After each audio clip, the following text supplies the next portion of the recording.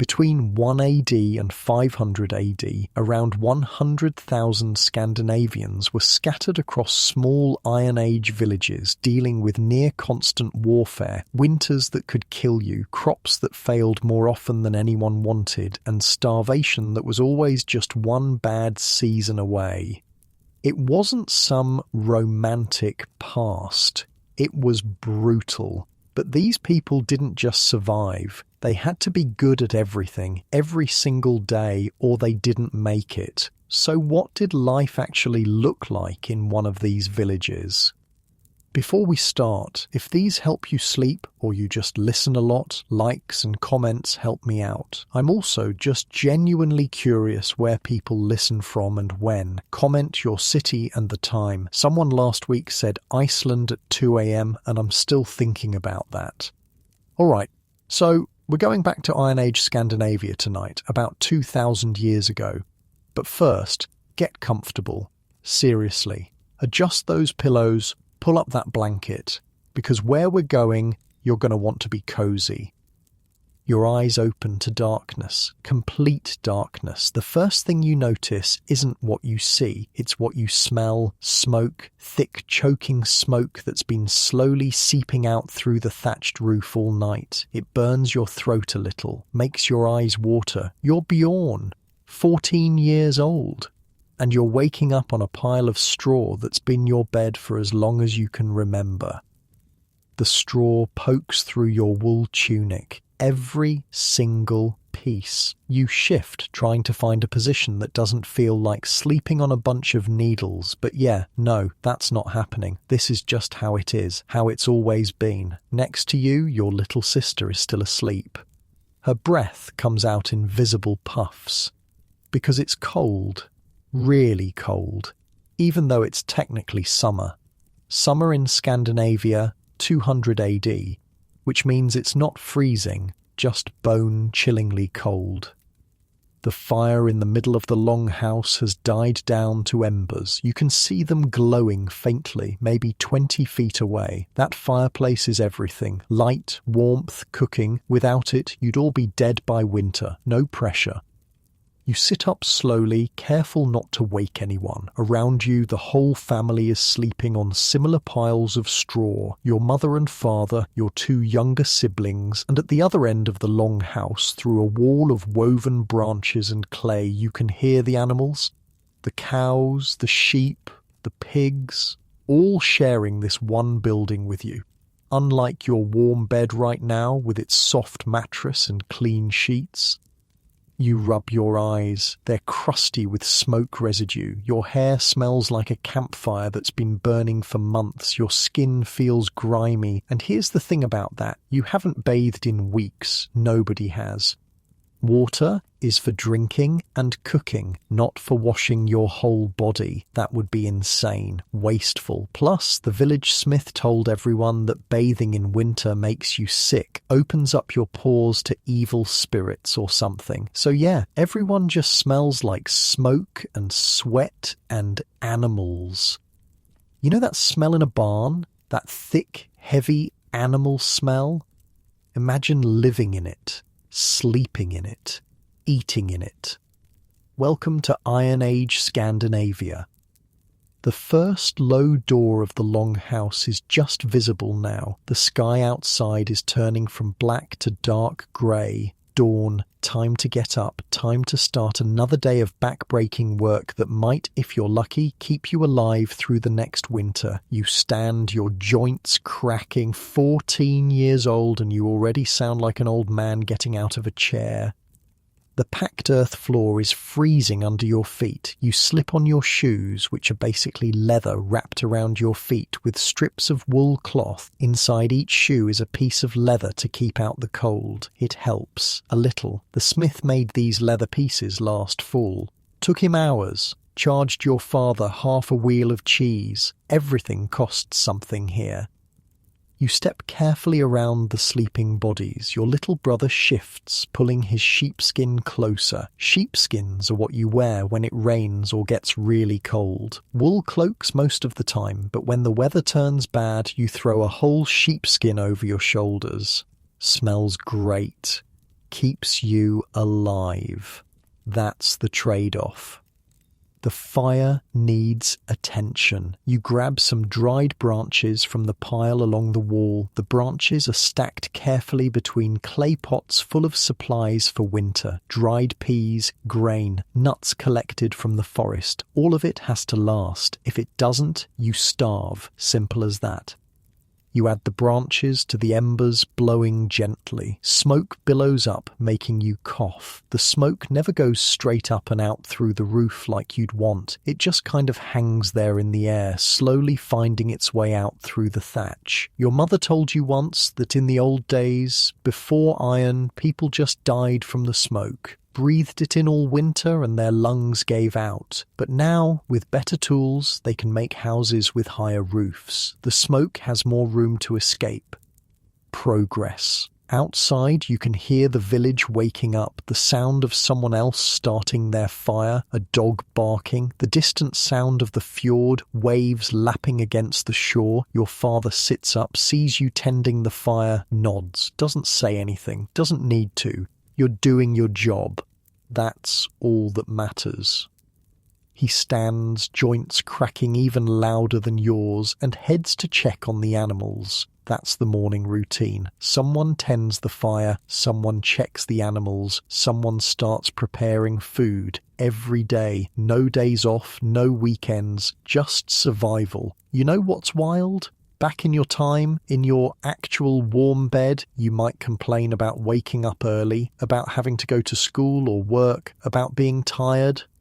Here, being tired is just normal. Everyone's tired, all the time. From the moment you can walk, you're working, carrying water, gathering wood, helping with the animals, learning whatever skill will keep you useful, because useless people don't survive. Your mother is up now, moving to the clay oven near the fire. She'll start making bread soon, but first she needs flour, which means someone needs to grind grain. That someone is usually you. She looks at you, jerks her head toward the grain supplies. You know what she means. You grab the quan stone from its spot near the wall. The quan stone is basically 2 round stones. You pour grain into the hole in the top stone, then turn it around and around and around. The grain gets crushed between the 2 stones. Flour comes out the sides. It takes hours. Hours of grinding to make enough flour for 1 loaf of bread. 1 loaf. Your arms are going to be screaming by midday, but hey, at least you'll have bread, maybe, if the grain is good, if it hasn't gotten damp and mouldy, if the weevils haven't gotten into it too much. You brush off the weevils, extra protein, that's what your father says. You try not to think about it. The fire is going strong now. The longhouse is starting to warm up. Just a little. Enough that you can see your breath less clearly. Small victories. Your little sister wakes up, sees you already working, and scrambles to her feet. She's 9, old enough to help with everything. She heads straight for the water buckets near the door. Her job is to fetch fresh water from the stream. In summer, that's not so bad. In winter, when the stream is half frozen and the wind cuts through you like knives, that job is hell, but it's her job, so she does it. Your little brother, 5 years old, is still asleep. He'll wake up soon enough, probably hungry. He's always hungry. Everyone is. But especially kids. Growing takes energy. Energy you don't always have. The chief and his warriors rode past yesterday, coming back from the marketplace by the fjord. They all carried weapons. Swords, spears, bows. The chief had an iron sword. An actual iron sword. Do you know how expensive that is? An iron sword costs more than your entire farm, more than everything your family owns combined. Iron is expensive, like stupid expensive, because yeah, you can find bog iron in the marshes, but getting it out, smelting it, forging it into something useful, that takes time, skill, fuel for the forge. The blacksmith charges a fortune for anything made of iron. Your family has a few iron tools, an axe because you literally can't cut down trees without it, some cooking implements, a few knives, that's it. Everything else is wood, clay, stone or leather. The chief has warriors because these are dangerous times, lots of minor chiefs fighting over territory, over resources, over insults, real or imagined. You have to be on guard, always. Last month, strangers were spotted near the village, riders armed watching. Were they traders, scouts for a raid? Nobody knows. They disappeared before anyone could find out, but everyone's been a little more careful since then. The men practice with their weapons more often. The boys, even ones as young as 7, are learning to use slingshots. A slingshot is cheap, a leather pouch, 2 strings and a stone, but in the right hands it can kill, or at least injure enough to give you time to run. You've been practicing. Your father says you're getting good. Not great, but good enough that maybe if raiders come, you won't be completely useless. That's the goal. Don't be useless. Around you, the village is fully awake now. Maybe 40 people total living in a cluster of long houses surrounded by fields. Beyond the fields, pastures where the animals graze during the day. Beyond that, forest. Vast, endless forest. The forest provides berries, nuts, mushrooms, game if you're lucky, but it's also dangerous. Wolves, bears, easy to get lost if you don't know what you're doing. Your mother knows. She can identify which plants are food and which will kill you, which berries are safe and which will make you sick. She's teaching your sister. By the time your sister is your age, she'll know everything too. Knowledge keeps you alive. The village fields are doing okay this year. The grain is growing, but it's been a wet summer, too much rain. The grain is heavy with moisture. If it doesn't dry out soon, if the harvest comes and it's still wet, it could rot. Just rot right there in the field. And if that happens, you don't eat this winter. You don't eat, you starve. You starve, you die. That's the math. Simple, brutal, honest.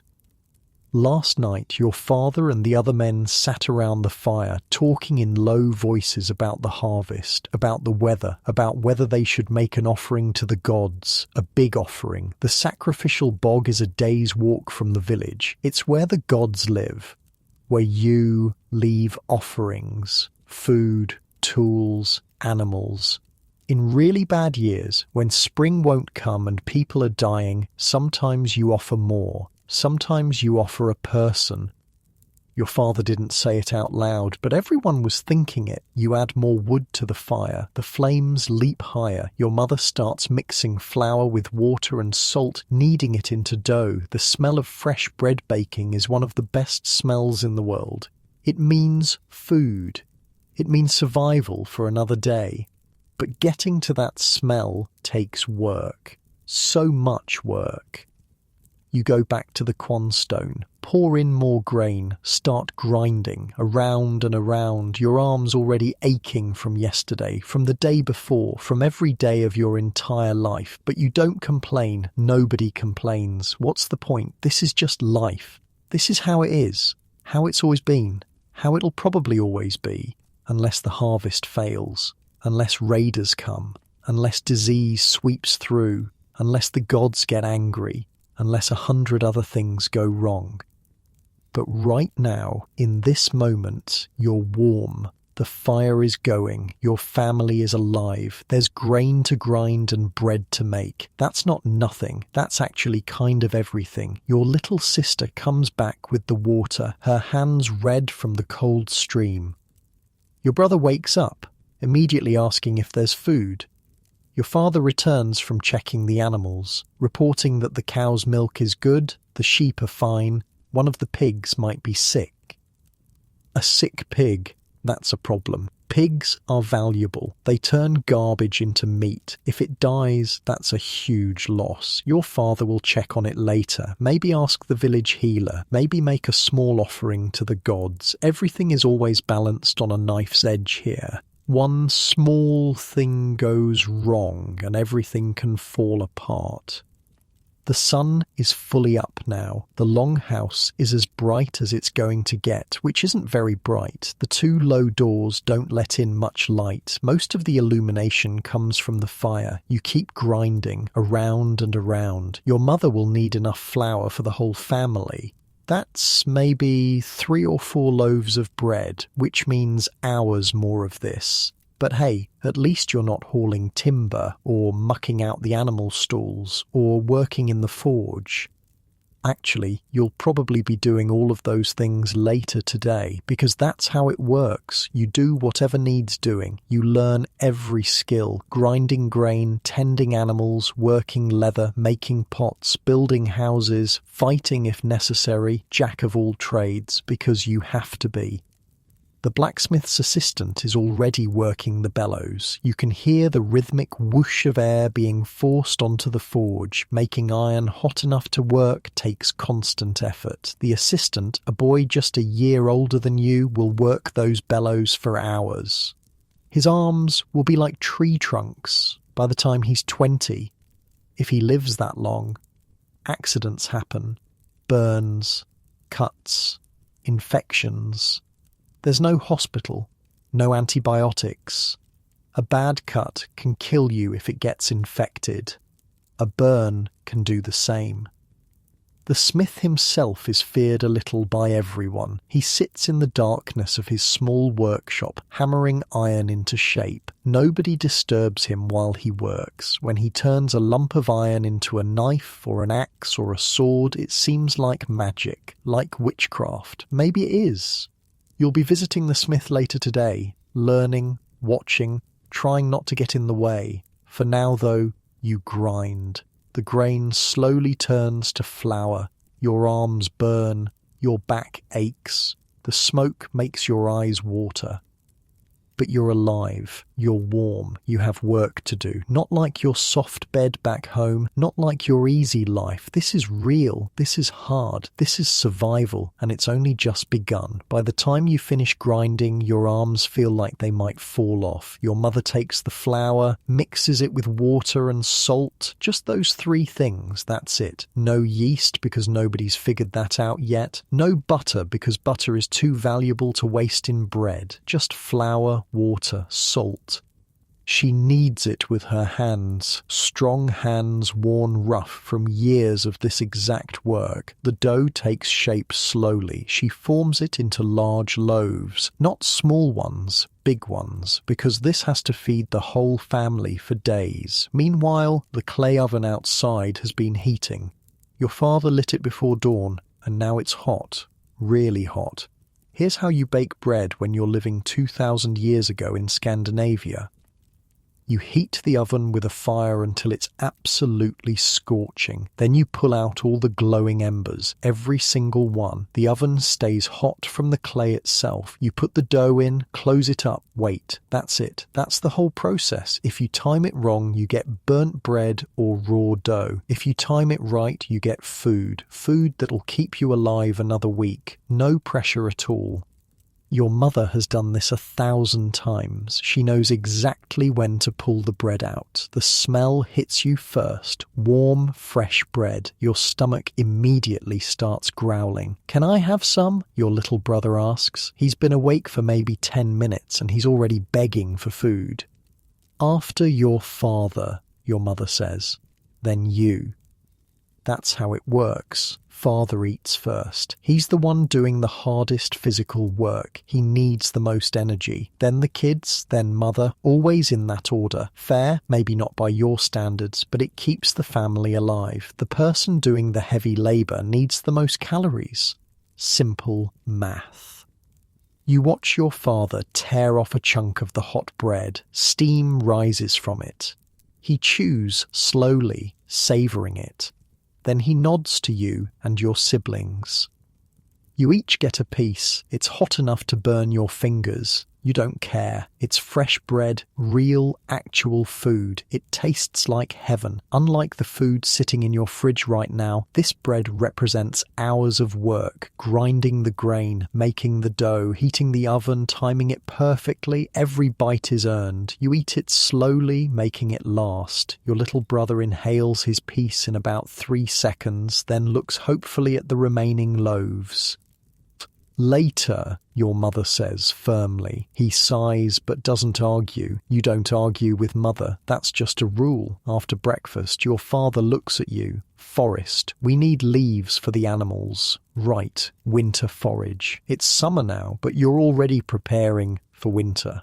Always preparing for winter, because winter is when people die. You grab an axe, not the good iron axe. That's for serious tree cutting. This is an older one, stone blade, wooden handle, good enough for chopping branches. Your sister comes too, 9 years old, and she already knows which plants are safe, which leaves the animals like best, where to find the juiciest greens. You head out past the fields, past the pastures, into the forest. The forest is massive, like you could walk for days and not see the end of it. Trees everywhere, oak, ash, birch. The ground is covered in moss, ferns, undergrowth so thick you have to push through it. There, your sister points. Those leaves, the sheep love those. You have no idea how she knows this, but she does. She's been learning from mother since she could walk. By the time she's grown, she'll know every plant in this forest. Which ones heal, which ones kill, which ones the animals need. You start chopping branches, not randomly, carefully. You take branches from different trees, spreading it out so you don't kill any one tree. The forest provides, but you have to be smart about it. Each branch gets bundled together with leather cord. Your sister gathers them into her arms. She's small but strong. Has to be. You hear about the strangers? She asks while you work. Yeah, father mentioned it. Rolf's father thinks they were scouts for a raid. Rolf is your age, lives 3 houses down. His father is one of the chief's warriors. Maybe, you say, chopping another branch. Or maybe traders. Traders don't run away when spotted. She's got a point. You work in silence for a bit. The forest is quiet except for birds. Somewhere far off, a woodpecker is hammering away at a tree. The sound echoes. Are you scared? Your sister asks. About raiders? Honestly? Yeah, you're terrified. You've heard the stories. Villages burned, people killed or taken as slaves, everything you own stolen or destroyed, but you can't say that to your 9-year-old sister. We'll be fine, you tell her. The chief has warriors. We'll see them coming. She nods, but she doesn't look convinced. You gather more branches, enough to fill both your arms and hers. The bundles are awkward and heavy. You carry them back to the village, hang them up to dry in the sun. These leaves will be stored as winter forage. When the snow is too deep and the pastures are frozen, the animals will eat these dried leaves. It's not great food, but it keeps them alive. Everything here is about keeping something alive. The animals, your family, yourself. Next task, milk. Your mother is already working on it. The cow was milked at dawn, and now the milk is sitting in a clay pot, waiting. Here's the thing about milk in Iron Age Scandinavia. You don't just drink it. Well, you do, but mostly you turn it into other things. Things that last longer. Cheese, for one. Your mother has been treating this milk in a special way, adding something to it that makes it curdle. You're not entirely sure what. Some kind of stomach lining from a calf? She won't tell you, says it's women's knowledge. The curds separate from the whey. The curds become cheese. The whey gets drunk because wasting food is basically a crime. But today, she's making butter. She skims the cream off the top of yesterday's milk. It's thick and rich. She puts it in a small pot and starts whipping it, just whipping it, over and over and over. Your little brother watches, fascinated. When does it turn into butter? When it's ready, your mother says, still whipping. This takes forever. Your mother's arm moves in steady rhythmic motions. Whip, whip, whip. She doesn't even look tired, just focused. Finally, the cream starts to thicken. It goes from liquid to solid. Butter, actual butter. Your brother's eyes go wide. Can I try some? Your mother gives him the tiniest amount on her finger. He licks it off and his whole face lights up. Butter is expensive, valuable. You don't just eat it whenever you want. It's for trading, for special occasions, for keeping through the winter. But watching your little brother's face, your mother smiles, just a little. She gives you and your sister each a tiny taste too. It's delicious, creamy and rich and nothing like anything else. Back to work, your mother says, but she's still smiling. You spend the afternoon learning to spin wool. This is technically your sister's job, but your mother says everyone should know how. What if your wife gets sick? She asks. You just going to sit there with no cloth? Fair point.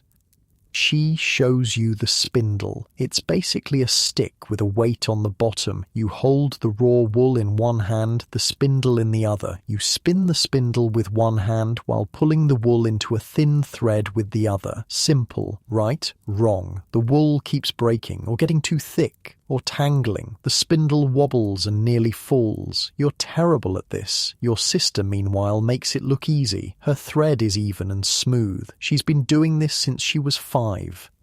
You're pulling too hard, she tells you, gentle, like you're touching something that might break. You try again. The wool stretches into thread, thin but not breaking. The spindle turns smoothly. Better, your mother says. You keep practicing. It's boring and repetitive and your fingers start to hurt, but slowly, you start to get it. The thread winds onto the spindle. Later, these threads will go onto the loom, the big vertical loom inside the longhouse, with stones tied to the bottom to keep the threads tight. Weaving takes weeks of work to make enough cloth for a single piece of clothing. You think about your closet back home, full of clothes, shirts, pants, jackets, all made in factories by machines, available whenever you want them. Here, one tunic might represent a month of work, shearing the sheep, cleaning the wool, spinning it into thread, weaving the thread into cloth, cutting and sewing the cloth. A month for one shirt. So you take care of your clothes, you mend them when they tear, you wear them until they're literally falling apart, because getting new ones isn't like going to a store, it's like investing months of your life into fabric. Your little brother runs up, out of breath. The potter needs help. The potter is always busy. Clay pots break constantly. People need new ones all the time. For cooking, for storage, for everything. You head over to the potter's workspace. He's an older man, maybe 40, which is basically ancient here. His hands are covered in clay. Need someone to fetch more clay from the pit, he says. The clay pit is just outside the village. You grab a bucket and head over. The pit is basically a hole in the ground where good clay is. You dig down, fill your bucket, haul it back. Simple work, hard work. The potter takes the clay, rolls it into long sausages. He coils these sausages around and around, building a pot from the bottom up. His hands smooth the coils together. Slowly, the pot takes shape. Why not just make it all at once, you ask. He gives you a look. Try it. See what happens. You grab some clay, try to form it into a pot shape. It immediately collapses. Too thin in some places, too thick in others. It looks like a sad blob. The potter chuckles. Exactly. The coil method works. It's slow, but it works. Once the pot is shaped, it has to dry. Completely dry. This takes days. Then it goes into the oven at the back, gets heated until it's red hot, then slowly cooled. If you rush any part of this process, the pot cracks. All that work wasted. So you don't rush. You do it right, because wasting materials means less food stored. Less food stored means starving in winter. Everything connects. Everything matters. The sun is starting to sink lower. The day is maybe half over and you're already exhausted. You've ground grain, helped bake bread, gathered leaves from the forest, learned to spin wool, fetched clay for the potter, and you're not done. There's still water to fetch, animals to check, firewood to gather for tonight, the garden to weed, a dozen other small tasks that keep the household running. Your father is in the timber yard behind the village working on a new longhouse for a family whose roof collapsed last winter. He and the other men are splitting tree trunks. You watch them hammer wedges into a trunk. The wood splits with a loud crack. They work the wedges in deeper, and the trunk opens like it's been cut with a giant knife. Then they cut planks, even planks. This takes skill, a lot of skill. One wrong cut and you've wasted valuable timber. The new house will be built on a framework of wood, 2 rows of posts running through it. Walls made of woven branches covered in a mixture of clay, chopped straw, and horse manure.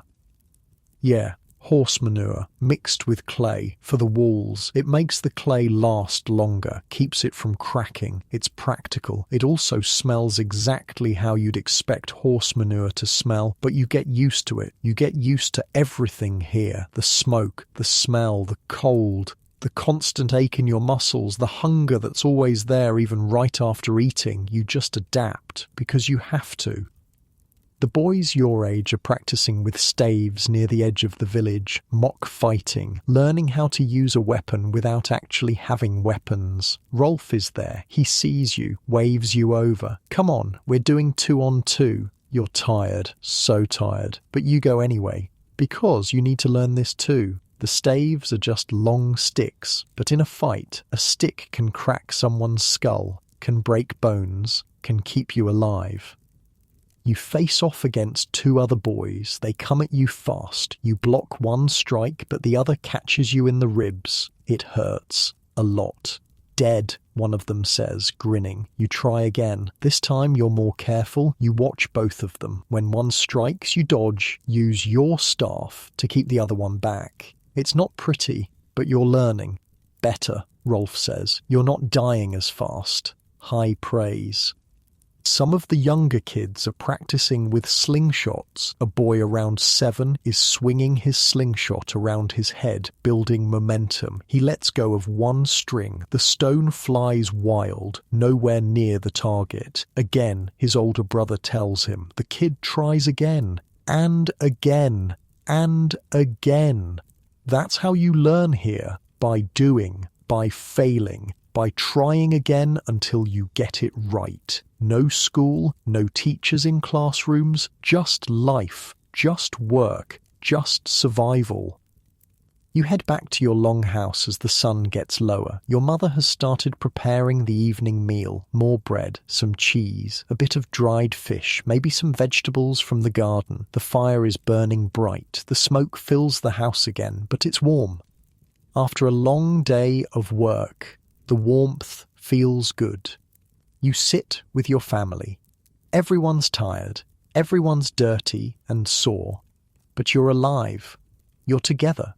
You have food. For tonight, that's enough. Tomorrow, you'll do it all again, and the day after that, and every day after that until winter comes, and then you'll fight like hell to survive winter, because that's just how it is. That's life in Iron Age Scandinavia, hard, brutal, and unforgiving, but yours. After the evening meal, your father looks at you. Smith wants you. Your stomach drops a little. The smith, right. You've been apprenticing with him for a few months now, learning the trade, watching him turn lumps of bog iron into tools that keep the whole village alive. It's terrifying. You head to the small house at the edge of the village, the smithy. Even from outside, you can feel the heat pouring out of the doorway. Inside, it's dark, except for the forge. The forge glows orange-red, so bright it hurts to look at directly. The heat hits you like a physical thing. The smith is there, hunched over his work. He doesn't look up when you enter, just grunts. That's your cue to work the bellows. The bellows are basically a big leather bag that you pump to force air onto the forge. More air makes the fire hotter, hot enough to work iron. You start pumping. Push, pull, push, pull. The leather wheezes. Air rushes onto the coals. The fire burns brighter. Your arms are already sore from grinding grain this morning, spinning wool this afternoon. Now this. You keep pumping anyway. The smith takes a lump of iron from the forge with long tongs. It's glowing white hot. He puts it on his tiny anvil and starts hammering. Clang, clang, clang. The sound echoes in the small space. Sparks fly with each hit. The iron changes shape under his hammer, slowly, deliberately. He's making a knife. You can see it taking form, the blade getting thinner, the edge getting sharper. Harder, he says, without looking at you. You pump the bellows harder. The fire roars. Sweat pours down your face from the heat. The smith works in silence. He's completely focused. Every hammer strike is precise, controlled. This is a man who's been doing this for 30 years. Nobody in the village disturbs him when he's working. There's something almost sacred about it, watching him turn a formless chunk of metal into a tool that can cut, chop, or kill. It does seem like magic, like witchcraft. He plunges the knife into a bucket of water. Steam explodes upward with a hiss. The knife cools, turning from white to red to grey. Good, he mutters. Might be the most praise you'll ever get from him. He examines the blade, running his thumb along the edge. One wrong move and he'll slice his finger open. He doesn't even flinch. You know why iron costs so much? He asks, suddenly. Because it's rare, you guess. No. Bog iron is everywhere. You can scoop it out of any marsh. You keep pumping the bellows, waiting. It costs because of this. He gestures around the forge. The heat, the fuel, the time, the skill. I can make maybe 3 good tools a week. Maybe. And this village needs hundreds. He puts the knife back in the forge. Every axe, every spear point, every nail, hours of work. And people think I'm cheating them on price. You've heard the complaints. People grumbling that the smith charges too much, that he's getting rich off their labour. But looking around the smithy, the smith doesn't look rich. He looks tired. His hands are scarred from burns, his lungs probably damaged from breathing smoke and metal fumes for decades. How long did you learn before you made your first knife, you ask? 5 years. Made nothing but nails and hooks, the boring stuff. Then my master let me try a blade. He pulls the knife out again, examines it. Broke on the first try. Second try, third try, fourth time, it held. 5 years of learning just to make something that doesn't immediately break. You keep that in mind next time someone complains about the price of iron. Your father paid for this apprenticeship with a cow, the smith says. You know that? You didn't know that? A cow. A whole cow. That's like a massive chunk of your family's wealth. Gone. Just so you could learn this trade. The pressure sits heavy on your chest. Your family sacrificed a cow. You better not waste it. Keep pumping, the smith says. You pump until your arms are shaking, until the sweat is pouring off you, until you think you might actually pass out from the heat. Finally, the smith waves you off. Enough. Get out, come back tomorrow. You stumble outside into the cool evening air. It feels like jumping into a cold stream after being in an oven. Your little brother is waiting outside. Did you make anything? I pumped the bellows. His face falls. That's it? That's the job. He looks disappointed. Probably imagined you forging swords or something cool. Instead, you're just the guy who makes the fire hot. But that's how you learn. You start with the boring stuff, the stuff nobody wants to do. You prove you can handle that. Then maybe, years from now, you get to touch the actual iron. You head back home. On the way, you pass Rolf's house. His mother is outside, looking worried. Have you seen Rolf? She asks. Not since practice earlier. He was supposed to be back an hour ago. That's weird. Rolf's usually pretty good about coming home before dark. Dark is dangerous. That's just a rule. I'll help look, you offer. You and a few other boys spread out, calling Rolf's name. The sun is setting fast now. The sky is turning orange and red. Red sky. The old people say that means the weather is changing. Could be good, could be bad. Hard to tell. You find Rolf near the pasture, watching something in the distance. What are you doing? You call out. He jumps, startled. Thought I saw someone. Out there. He points toward the tree line. You don't see anything, just trees, shadows getting longer. Your mother's looking for you. I know, He trails off. What if those strangers come back? What if they're watching us right now? You look at the tree line again, still nothing but trees and shadows. But he's got a point. If someone wanted to watch the village, scout it out, that's exactly where they'd do it from. Come on, you say, we should tell your father, let the warriors check it out. Rolf nods, but he's still staring at the trees. You walk back together. The village feels different now, less safe. Every shadow could be someone watching, waiting. Rolf tells his father, who tells the chief. Within minutes, 3 warriors are heading out to check the tree line.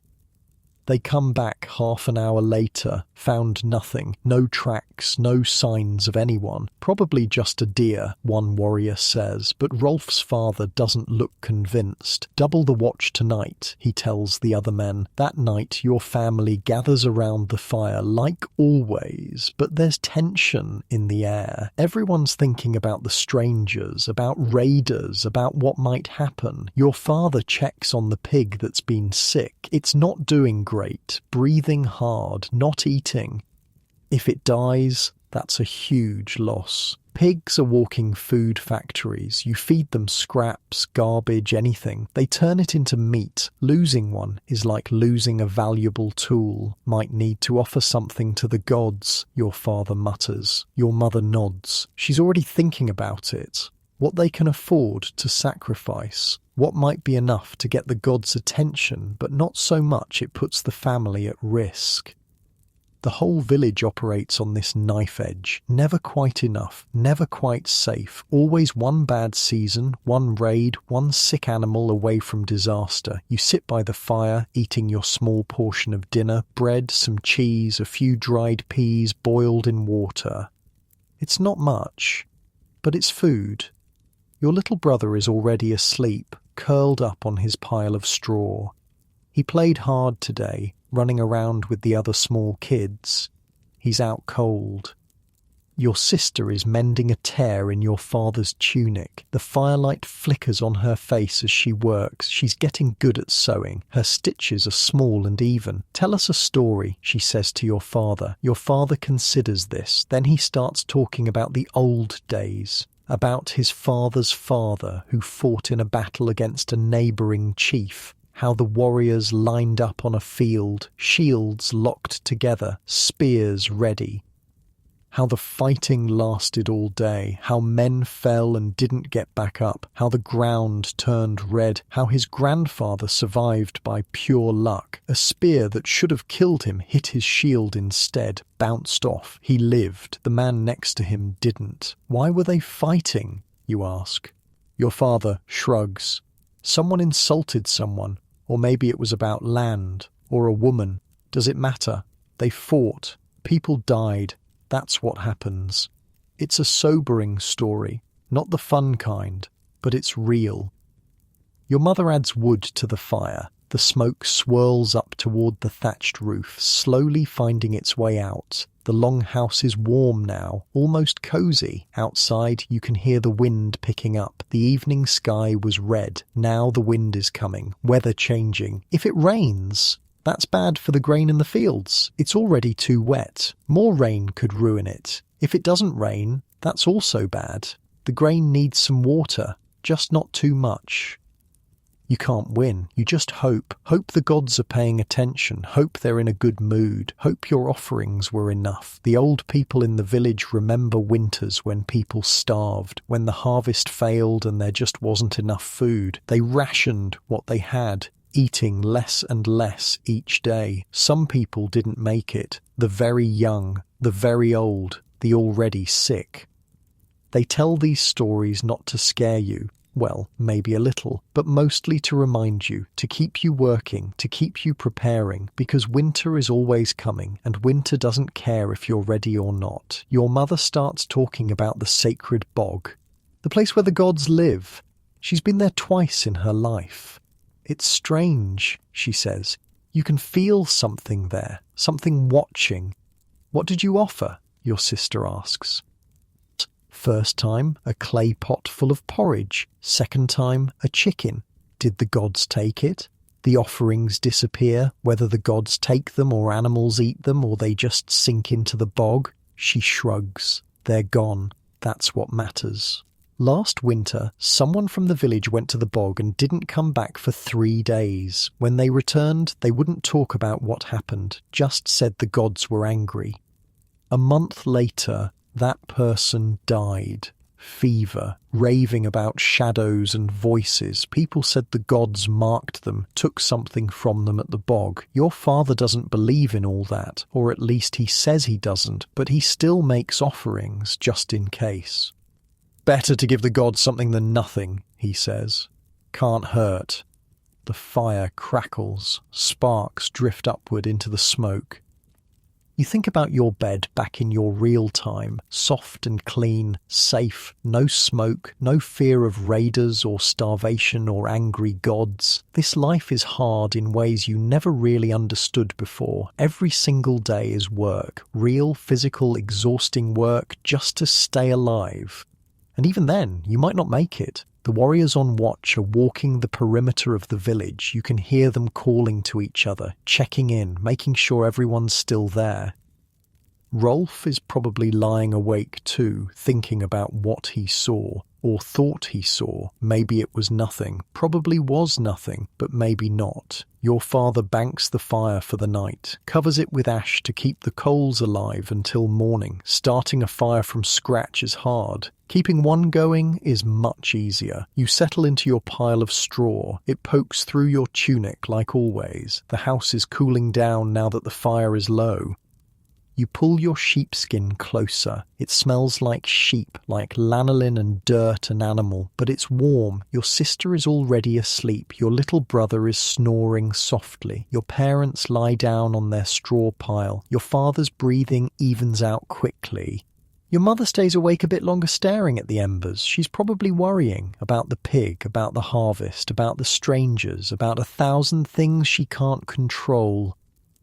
That's what parents do here. They carry the weight, the worry, the fear, so their kids can sleep. You close your eyes, the smoke is thick tonight, your throat feels scratchy, but you're used to it. Tomorrow will be more of the same. Grinding grain, tending animals, learning trades, practicing with weapons, fetching water, gathering wood, every day the same, every day different, every day another battle to survive. But for tonight, you're warm, you're fed, you're alive.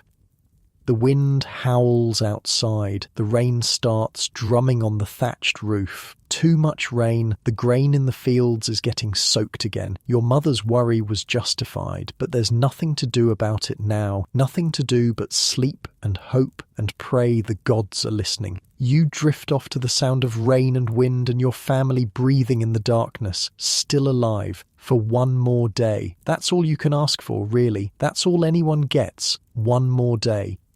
Then you fight for the next one. Morning comes with your father shaking you awake while it's still dark. Get up, we're going to the fjord. Your brain is foggy with sleep. What? Marketplace. We need supplies. You're coming. Oh, right, the marketplace. You've only been a handful of times. It's a day's journey there and back. You don't go unless you really need something. Apparently, you really need something.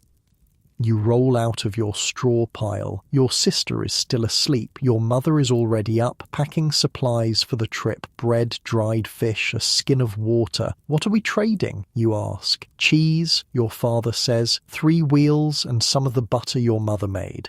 That's a lot. Cheese and butter are valuable. Whatever you need must be important.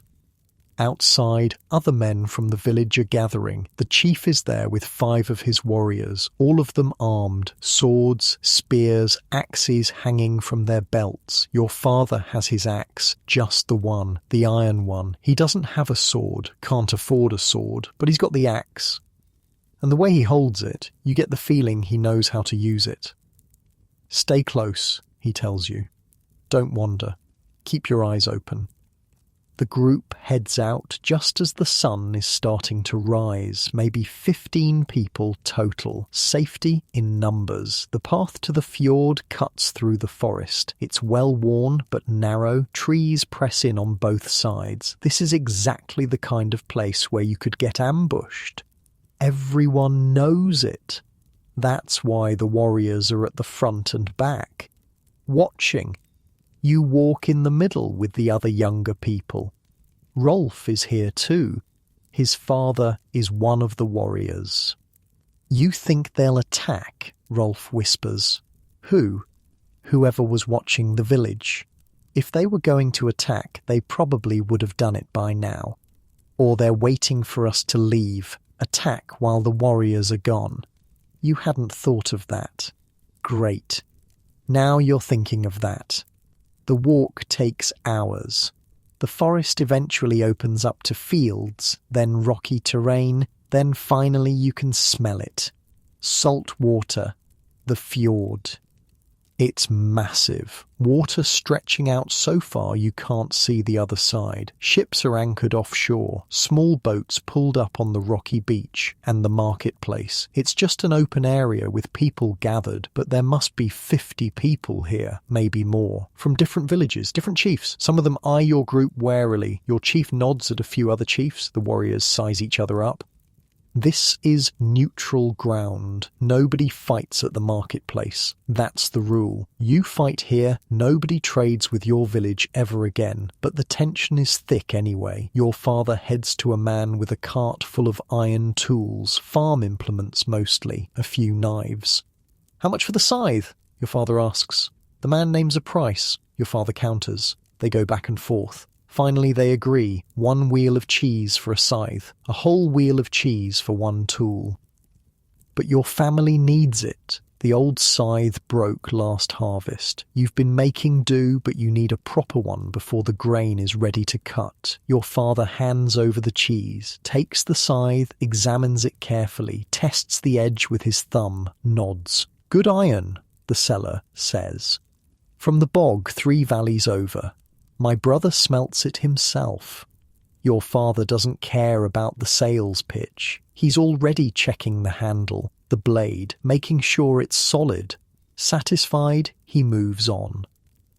Next stop is a woman selling dyed cloth. Your mother wants red fabric. Red dye is expensive, hard to make, but your sister is getting old enough that she needs better clothes. Something nice for when she's married off in a few years. The negotiation takes longer this time. Your mother sent along specific instructions about what she wants and what she'll pay. The cloth seller is tough. She won't budge on price.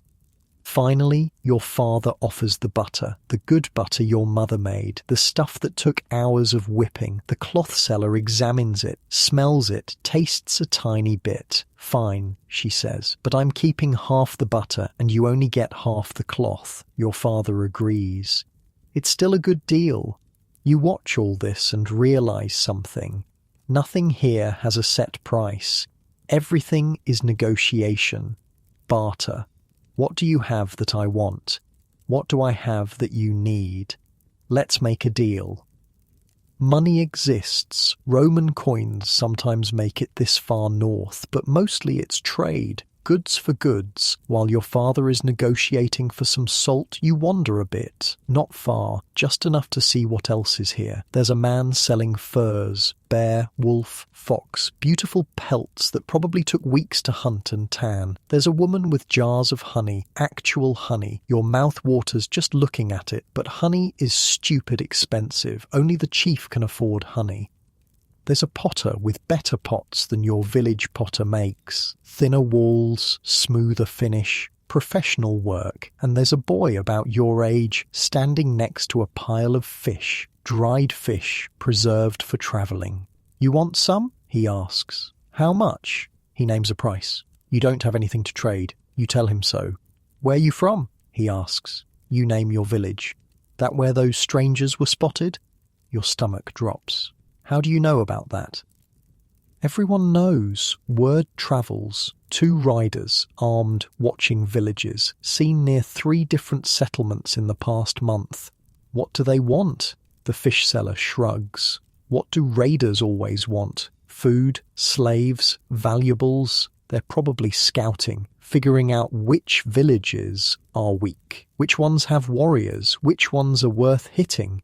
This is not comforting information. Your chief got many warriors? He asks. Enough, you say, trying to sound confident. Better hope so. You head back to your father, tell him what the fish seller said. Your father's jaw tightens, but he doesn't look surprised. I know, he says quietly. Everyone knows. That's why we brought extra warriors today. The chief is talking with another chief near the water. You can't hear what they're saying, but neither looks happy. Your father finishes his trading. He got the scythe, the cloth, some salt, and a new clay pot to replace one that broke. In exchange, he traded all 3 wheels of cheese, the butter, and a fox pelt he'd been saving. Seems like he got the worse end of the deal. But he's got what the family needs. That's what matters. The group gathers to head back. It's past midday now. The walk home will take the rest of the afternoon. On the way back, one of the warriors starts talking about the strangers. I say we hunt them, he says, track them down, kill them before they attack. And if they're just traders, another asks, then they shouldn't be sneaking around watching villages. The chief stays quiet. He's thinking. We wait, he finally says. We watch, we prepare, but we don't attack first, not until we know for sure. Some of the warriors look disappointed. They want action, want to do something. But the chief is being smart. Attack the wrong people and you start a war you might not win. Wait too long and you might get attacked first. No good options, just less bad ones. The walk home is tense. Everyone's scanning the trees, looking for threats. Nothing happens. You make it back to the village just as the sun is setting. Your mother is relieved to see you. Your sister wants to see the red cloth immediately. Your little brother wants to know if you saw any ships. Big ones, you tell him, with sails and everything. His eyes go wide. He's never seen a ship, probably never will unless he goes to the fjord himself one day. That night, your father announces the village is going to slaughter one of the older cows tomorrow. The cow is past its prime. Not giving much milk anymore. Better to turn it into meat and leather now while it's still got some value. The whole village will share the meat. Nothing will go to waste. When morning comes, you're up early again. The slaughter happens in the open area in the centre of the village. It's not pretty. The cow knows something is wrong. It's nervous, pulling against the rope. The chief's best warrior does it. One clean cut, fast. The cow drops. Blood everywhere, on the ground, pooling in the dirt. The smell of it is thick and metallic. Your little brother looks away. Your sister watches, face pale but determined. This is life. You need to see it, need to understand where meat comes from. The men work quickly. They skin the animal right there. The hide comes off in one big piece. That'll be tanned into leather. Then the butchering. Every part gets used. Meat, obviously, but also the organs, the intestines, the bones, the blood. Nothing is wasted. Can't afford to waste. Your mother is right there with the other women, collecting the blood in clay pots. Blood can be used in cooking. Blood sausage. It's protein, it's food. The intestines get cleaned. They'll be used as casings for sausages. The bones will be boiled for broth, then carved into tools, needles, handles, buttons. The hide goes to the tanner. He'll work on it for weeks, scraping off the fat and tissue, soaking it, treating it, turning raw hide into usable leather. You help carry the meat. It's heavy and slippery. You try not to drop it. Each family gets a portion based on their size and status. Your family gets a decent amount, enough meat for maybe a week if you're careful. Your mother immediately starts working on preserving it. Some gets salted, some gets dried, some gets cooked right away before it spoils. The smell of cooking meat fills the village. It's intoxicating. You're so used to bread and cheese and fish. Fresh meat is rare, special.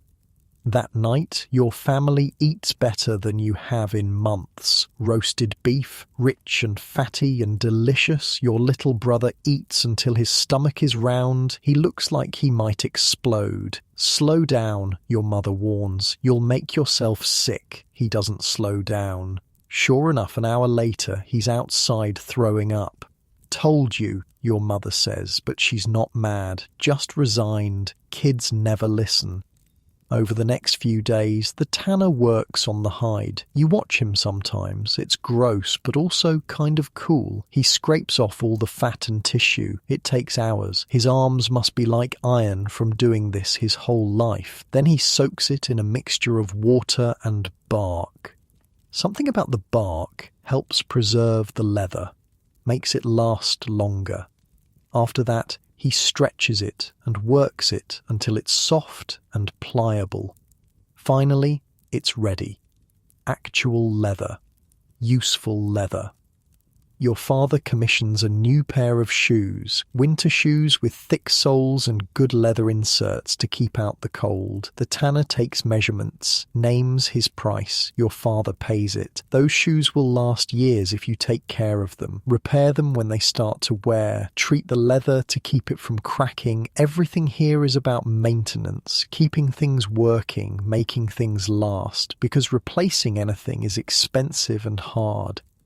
You can't just buy new stuff. You have to make it, trade for it, barter, negotiate. Every single thing you own represents hours of work, days of work, sometimes months. That night, sitting around the fire, your father tells you about the first time he went to the marketplace. I was younger than you, he says. Maybe 10. My father took me. I thought it was the most amazing thing I'd ever seen. All those people, all those goods. What did you trade for? You ask. We didn't trade. We were just looking, learning prices, learning what was available. My father was teaching me. He pokes at the fire with a stick. Same thing I'm teaching you now. How to negotiate, how to judge quality, how to tell when someone's trying to cheat you. Did anyone try to cheat you today? 3 people. I caught 2 of them. The third was clever. I didn't realize until we were on the road home. What did they do? Sold me salt that was half sand. I should have tasted it first. Rookie mistake. He doesn't look upset about it, just files it away. Another lesson learned. Next time he'll taste the salt. That's how knowledge works here. You learn by doing, by failing, by getting cheated occasionally and remembering not to let it happen again. No books, no schools, no teachers standing at the front of a classroom. Just life, just experience, just surviving long enough to know better next time. Your mother is working on the loom, the vertical loom inside the longhouse, with stones hanging from the bottom to keep the threads tight. She's been working on this piece of cloth for 2 weeks, the weft threads going across through the warp threads hanging down. Over, under, under. Each row pushed tight with a bone tool. It's slow, tedious, but the cloth is taking shape. Your sister sits next to her, learning, watching the pattern, understanding how it works. In a few years, your sister will be married off to someone from another village. She'll need to know how to make cloth, how to cook, how to preserve food, how to manage a household. All those skills your mother is teaching her now, every day, little by little. Your little brother, meanwhile, is playing with a wooden horse, a toy carved by your father on a long winter night. He's making it gallop across the dirt floor, making horse noises. He's 5. He gets to play, for now. But in a couple years, he'll be working too, learning, contributing. Childhood is short here. You grow up fast or you don't grow up at all. Your father stands, stretches. I'm checking the pig, the sick pig, right. You'd almost forgotten. You follow him to the animal end of the long house. The pig is lying down, breathing easier now. It's eating again. Not much, but something. Looks better, you say.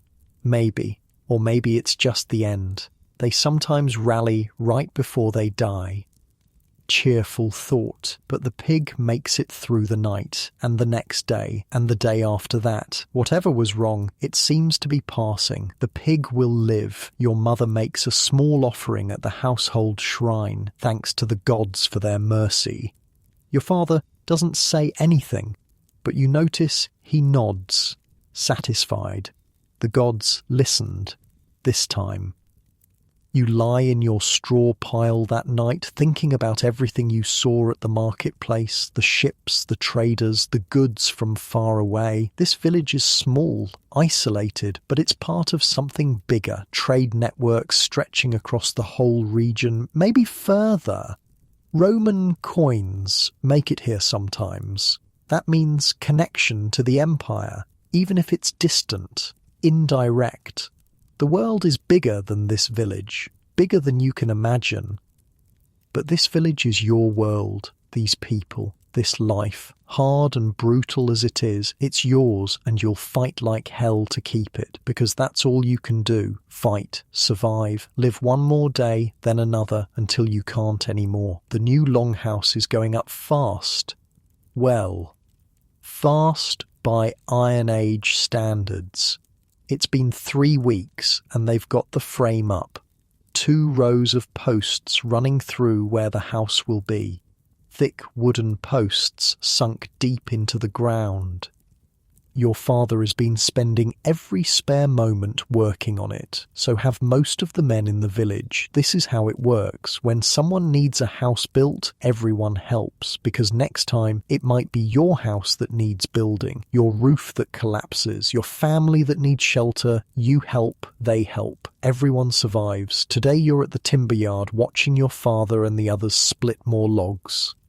The work is brutal. They hammer iron wedges into the tree trunks. The wood cracks, splits, then they hammer in more wedges, working the split wider and wider until the whole trunk opens up. See how the grain runs? Your father asks, pointing. You follow the grain. Try to split against it. You'll be there all day. You watch him work. Every swing of the hammer is controlled, precise. This isn't just hitting things. This is craft.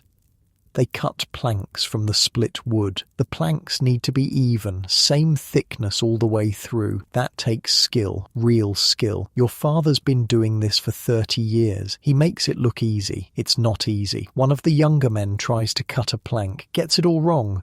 One end thick, the other thin. Totally useless. Again, the chief says. Not angry, just matter of fact. The young man starts over. You haul wood. That's your job today, carrying planks from the timber yard to the building site. Back and forth, back and forth. Each plank is heavy, awkward. You're pretty sure you're going to have splinters for weeks, but this is how you learn, by doing the grunt work, by watching, by slowly understanding how everything fits together. The frame of the house is impressive once you really look at it. 2 rows of posts creating the basic structure. Later, walls will go between them. A roof will go on top. But right now, it's just posts and crossbeams. The skeleton of a house. Why 2 rows of posts? You ask Rolf, who's hauling planks next to you. Supports the roof. 1 row wouldn't be strong enough. Whole thing would collapse under the weight of the thatch. He says this like it's obvious. Maybe it is. You're still learning. The walls will be wattle and daub, woven branches covered with clay mixed with straw and horse manure. Yeah, you're going to be mixing horse manure into clay. That's definitely happening. At least it's not pig manure, Rolf says when you mention it. What's the difference? Pig manure smells worse, trust me. One of the men is making wooden nails, actual nails, carved from wood, because metal nails are way too expensive for most of a house. You use metal nails only where you absolutely have to. Everything else, wood. The wooden nails are basically thick pegs, whittled down, shaped to fit tight into holes. How many nails for a whole house, you ask? The man thinks about it. Maybe 200, 300, depends on the size. That's hundreds of wooden nails, each one carved by hand, each one taking time and effort. Nothing here is quick, nothing is easy, everything takes work. By midday, your back is screaming, your hands are covered in blisters, you're exhausted, but the work isn't done. Not even close. You take a break to eat. Bread and water. That's it. The men get a bit of dried meat too because they're doing the heavy labour. You sit in the shade trying to ignore the pain in your hands. Rolf sits next to you. My father says the harvest starts in 2 weeks. The grain ready? Has to be. Any longer and it might rot. Too wet this summer. You both look out at the fields. The grain is heavy, bending under its own weight. It needs to be cut soon, dried, stored. If it rots in the field, that's it. No food for winter. The village starves. What if we can't harvest it all in time? You ask. Rolf doesn't answer right away. Then we will. We have to. That's not really an answer, but it's the only answer that matters. You have to, so you will. There's no other option. After the break, you're back to hauling planks. Your blisters have blisters now, but you keep going. The men start on the rafters, the beams that will hold up the roof. These get tied to the frame with leather rope, not nails, rope. The leather rope is strong, but it has to be tied just right. Too loose and the rafters will shift, too tight and the leather might snap. Your father shows you how to tie the knots, special knots that won't come undone. That'll hold for years. You practice on a scrap of rope. Your fingers fumble, the knot comes loose. Again, your father says. You try again. This time it holds. Better. That's high praise from him. By late afternoon, the rafters are up. The basic structure of the house is complete. Tomorrow, they'll start on the walls. You head home as the sun gets low. Your whole body aches. You smell like sweat and sawdust and wood. Your mother has dinner ready. More bread, some of the preserved beef from the cow slaughter, a bit of cheese. You eat like you've never seen food before. Your little brother watches you. You're eating too fast. I'm hungry. You're always hungry. Fair point. After dinner, your father sits you down. The warriors are doing extra training tomorrow. You're joining them. Your stomach drops. Me? You're old enough. You need to learn. The warriors. Real training. Not just boys hitting each other with staves. This is serious. That night you barely sleep. Too nervous. Too keyed up. When morning comes, you're exhausted but wired on adrenaline. The warriors gather just after dawn. 10 of them, plus you and 3 other boys your age. The chief's best warrior is leading the training. His name is Eric. He's maybe 30, covered in scars, and he looks like he could kill you with his pinky finger. You ever been in a real fight? He asks the boys. You all shake your heads. Good, let's keep it that way. But if fighting comes, you need to know what you're doing. He shows you how to hold a spear, not like you'd think. The balance is different, the weight distribution. A spear isn't just for stabbing, he says. You can block with it, trip with it, keep distance between you and your enemy. He demonstrates fast, fluid movements. The spear becomes an extension of his body. Your turn. You practice the movements. Thrust, block, sweep, over and over. Your arms burn. The spear is heavier than it looks. Lower, Eric barks at you. You're standing too high. Get lower. Make yourself a smaller target. You adjust. Your thighs scream from the position. Better. Now hold that while I count to 50. He counts slowly. By 30, your legs are shaking. By 40, you're pretty sure you're going to collapse. By 50, you do collapse. Weak, Eric says, but he doesn't sound disappointed, just stating facts. You'll get stronger. Now get up again. You do it again and again and again. By the end of the session, you can barely stand. Every muscle in your body is on fire. Same time tomorrow, Eric says. Don't be late. You stumble home. Your mother takes one look at you and shakes her head. Warrior training? You nod. You'll live, probably. Not encouraging. That evening, the whole village gathers in the centre. This happens sometimes. Community meetings, everyone together. The chief stands on a raised piece of ground so everyone can see him. The harvest begins in 10 days, he announces. Everyone works, men, women, children. We cut from dawn to dark. We gather every piece of grain. Nothing gets left behind. People nod. They know the drill. The grain is wet, the chief continues. It needs to dry fast once we cut it. We're building extra drying racks. We're preparing extra storage. He pauses. If anyone is holding back grain from last year, now is the time to admit it. We might need it. Holding back grain is basically theft. You're supposed to report your stores, contribute to the community supply if needed. Nobody speaks up. Either everyone is honest or everyone is a good liar. Fine, the chief says. 10 days. Be ready. The gathering breaks up. People head back to their houses talking quietly. Your mother looks worried. She's been worried a lot lately. It'll be okay, your father tells her. You don't know that. No, but worrying won't help.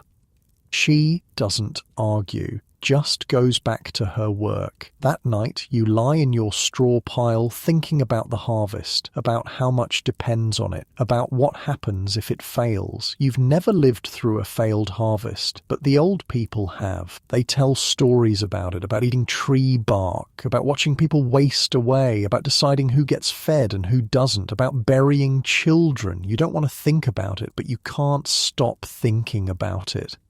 Outside, thunder rumbles in the distance. More rain coming. The worst thing that could happen right now. The rain starts just before dawn. Not hard, just a steady drizzle, but it's enough. The grain in the fields gets even wetter, heavy with moisture, bending down under the weight. Your father stands at the doorway of the longhouse, staring out at the rain. He doesn't say anything, doesn't need to. You all know what this means. The rain continues all day. And the next day, and the day after that. The harvest is supposed to start in a week, but if the grain is this wet, cutting it is pointless. It'll just rot anyway. People start making offerings to the gods, little ones at first. Food, clay pots, small valuables. The rain doesn't stop. Bigger offerings. A chicken from one family, a pig from another. Still raining.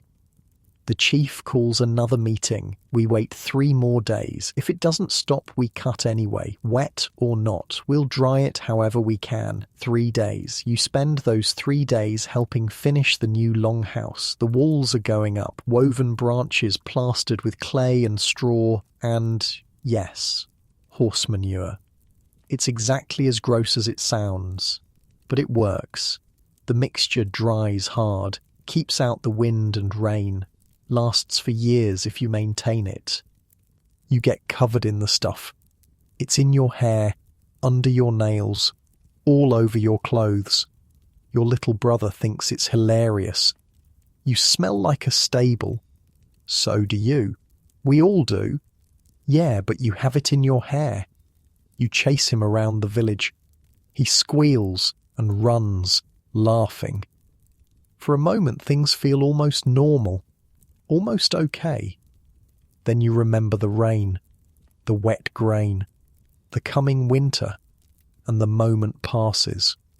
On the third day, the rain stops. The clouds break up. The sun comes out. Everyone in the village lets out a collective breath. Maybe the gods were listening after all. The grain has 3 days to dry before the harvest begins. 3 days for the sun to bake out some of the moisture. It's not ideal, but it's something. People work faster on the house. Now that the rain has stopped, they want to get the roof on before it starts again. The thatched roof is the last major piece. Bundles of reeds from the bog laid out in overlapping rows. When it's done right, it keeps out rain and snow. When it's done wrong, you get leaks, drips. Eventually, the whole thing rots. Your father and the other men are careful, methodical. Each bundle of thatch placed just so. You watch and learn. Someday, you might need to do this yourself. Might need to build your own house, keep your own family dry and warm. The knowledge gets passed down, father to son, mother to daughter, generation after generation. The house is almost done. Just needs the final touches, the doorways, the internal partitions, the fireplace. But the basic structure is there, solid, strong, ready to shelter a family through the brutal winters. The family moving in is young, a couple just married, expecting their first child. They need a place of their own. The whole village helped build it. Now it's theirs.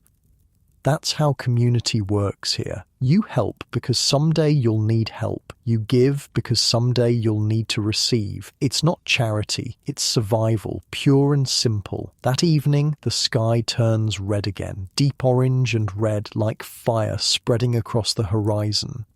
The old people nod to each other. Weather's changing. For better or worse? Guess we'll find out. You sit with your family around the fire. Your little sister is practicing her sewing. Your brother is playing with his wooden horse. Your parents are talking quietly about the harvest, about supplies, about the winter ahead. Normal life, normal worries, but nothing feels normal. Everything feels balanced on a knife edge. One wrong move and it all falls apart. You pull your sheepskin closer. The fire crackles and pops. Smoke drifts up through the thatched roof. Tomorrow, warrior training again, more house building, more preparing for the harvest, more surviving, one day at a time. That's all you can do. One day, then another, until winter comes, and then you fight like hell to survive that too. Your mother adds wood to the fire. The flames leap higher. Get some sleep, she tells you. Big day tomorrow. Every day is a big day here. Every day matters. You close your eyes, listening to the fire, to your family breathing, to the sounds of the village settling in for the night. Still alive, still together, still fighting. Tomorrow you'll fight again, and the day after that, for as long as it takes, for as long as you can. That's just how it is. How it's always been. How it'll always be. Until it isn't. Harvest day arrives with clear skies. Everyone is up before dawn. The whole village, men, women, children over the age of maybe 6. Everyone who can hold a scythe or rake or carry bundles. The fields are still damp from all the rain, but the grain has dried enough. It has to be enough. Your father hands you a scythe. Not the new one from the marketplace. An older one, duller, but still sharp enough to cut. Stay with the women and children, he tells you. The men will cut, you rake and bundle. The men line up at the edge of the field. Your father, the chief, the warriors, every able-bodied man in the village. They all have scythes. The chief raises his hand, then drops it. The cutting begins. Swish, swish, swish, the sound of blades cutting through grain stalks. Rhythmic, steady. The men move in a line across the field, cutting everything in their path. Behind them, the women and children rake the cut grain into piles. You help bundle it with leather cord, tie it tight, stack it to dry. The work is back-breaking. You bend, rake, bundle, carry, over and over. The sun climbs higher, gets hot. You're sweating through your tunic. Nobody complains, nobody stops. This is survival. You work until the job is done or you drop. Those are the only two options. Your little sister is raking next to you. She's 9 and she's working just as hard as the adults. Her face is red from exertion, but she doesn't quit. Your little brother is too small to help much. He carries water to the workers, running back and forth with a clay pot. His job is important too. By midday, maybe a third of the field is cut. The grain is bundled and stacked. It needs to dry in the sun before it can be stored. "Looking good," one of the men says during the break. "Don't say that," another warns. "You'll jinx it." Superstition runs deep here. You don't celebrate until the work is completely done. You don't count your grain until it's safely stored. You don't tempt the gods by assuming success. You eat a quick meal, bread, water, back to work. The afternoon stretches on forever. Your back screams. Your hands are raw from the rope. Blisters on top of blisters, but you keep going. The men's movements with the scythes are almost hypnotic. Swish, swish, swish. They've been doing this their whole lives. They move in perfect rhythm, no wasted motion, pure efficiency. Your father's face is set in concentration. He's not the strongest man, not the biggest, but he's steady, reliable. He'll keep cutting long after younger men have tired out. By evening, half the field is done, maybe more. The cut grain is bundled and drying. "Good day's work," the chief says. "Same time tomorrow." Everyone trudges home exhausted. You can barely lift your arms. Your whole body is one giant ache. Your mother has soup ready, just vegetables and grain boiled together, but it's hot and filling. You eat 3 bowls. "The grain looks good," she says to your father. He grunts, non-committal, doesn't want to jinx it. That night you collapse on your straw pile and sleep like you're dead, dreamless, complete exhaustion.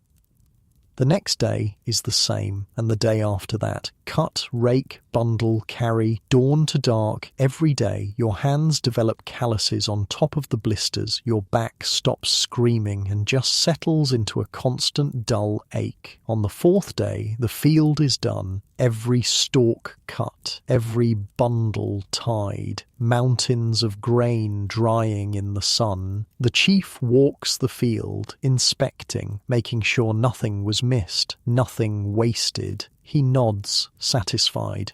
Good work. People allow themselves small smiles, small nods, but nobody celebrates. Not yet. The grain needs to dry completely. Then it needs to be threshed to separate the grain from the stalks, then winnowed to remove the chaff, then stored properly. So much work still to do. But the cutting is done. That's something. That night, your father makes an announcement. "I'm going to the bog tomorrow to make an offering." Your mother nods. She expected this. "I'm coming," you say. Your father looks at you, thinking. Then, "Fine, be ready at dawn." The sacrificial bog is a day's walk from the village. You leave early, carrying a clay pot full of porridge and a small wooden figure your father carved last winter. The walk takes you deep into the forest, deeper than you've ever gone. The trees are thick here, old, the path is barely visible. "How do you know where you're going?" you ask. I've been here before. You remember landmarks, that twisted oak, that boulder shaped like a bear. You pay attention. The forest feels different this far from the village. Wilder, less human. You hear sounds you can't identify, birds you've never heard, something large moving through the underbrush. Your father doesn't seem worried. He just keeps walking. After hours of walking, you smell it. Water, stagnant water, the bog. The trees thin out, the ground gets softer, wetter, and then you see it. The bog is a flat expanse of dark water and vegetation, murky, still. Mist hangs over the surface even though it's midday. It's eerie, you can feel it. Something about this place is different. Wrong. Sacred. Stay close, your father says. People have gotten lost out here, walked into the bog thinking it was solid ground, sank, never came back up. There are markers placed around the safe areas, stones, wooden posts, showing where you can walk. Your father leads you to a spot near the water's edge. There are remnants of old offerings here, broken clay pots, bits of cloth, animal bones. This is where the gods live? You ask. This is where we come to speak to them. Whether they live here or just listen here, I don't know. He sets down the pot of porridge, places the wooden figure next to it. Then he closes his eyes. Doesn't speak out loud, just stands there, silent. You wait. The mist swirls. The bog water is perfectly still. After a long moment, your father opens his eyes. Done. Let's go. That's it? What did you expect? Thunder and lightning? The gods work quietly, if they work at all. On the walk back, you think about the bog, about the feeling of the place, about whether the gods are real or just stories people tell themselves to feel less helpless.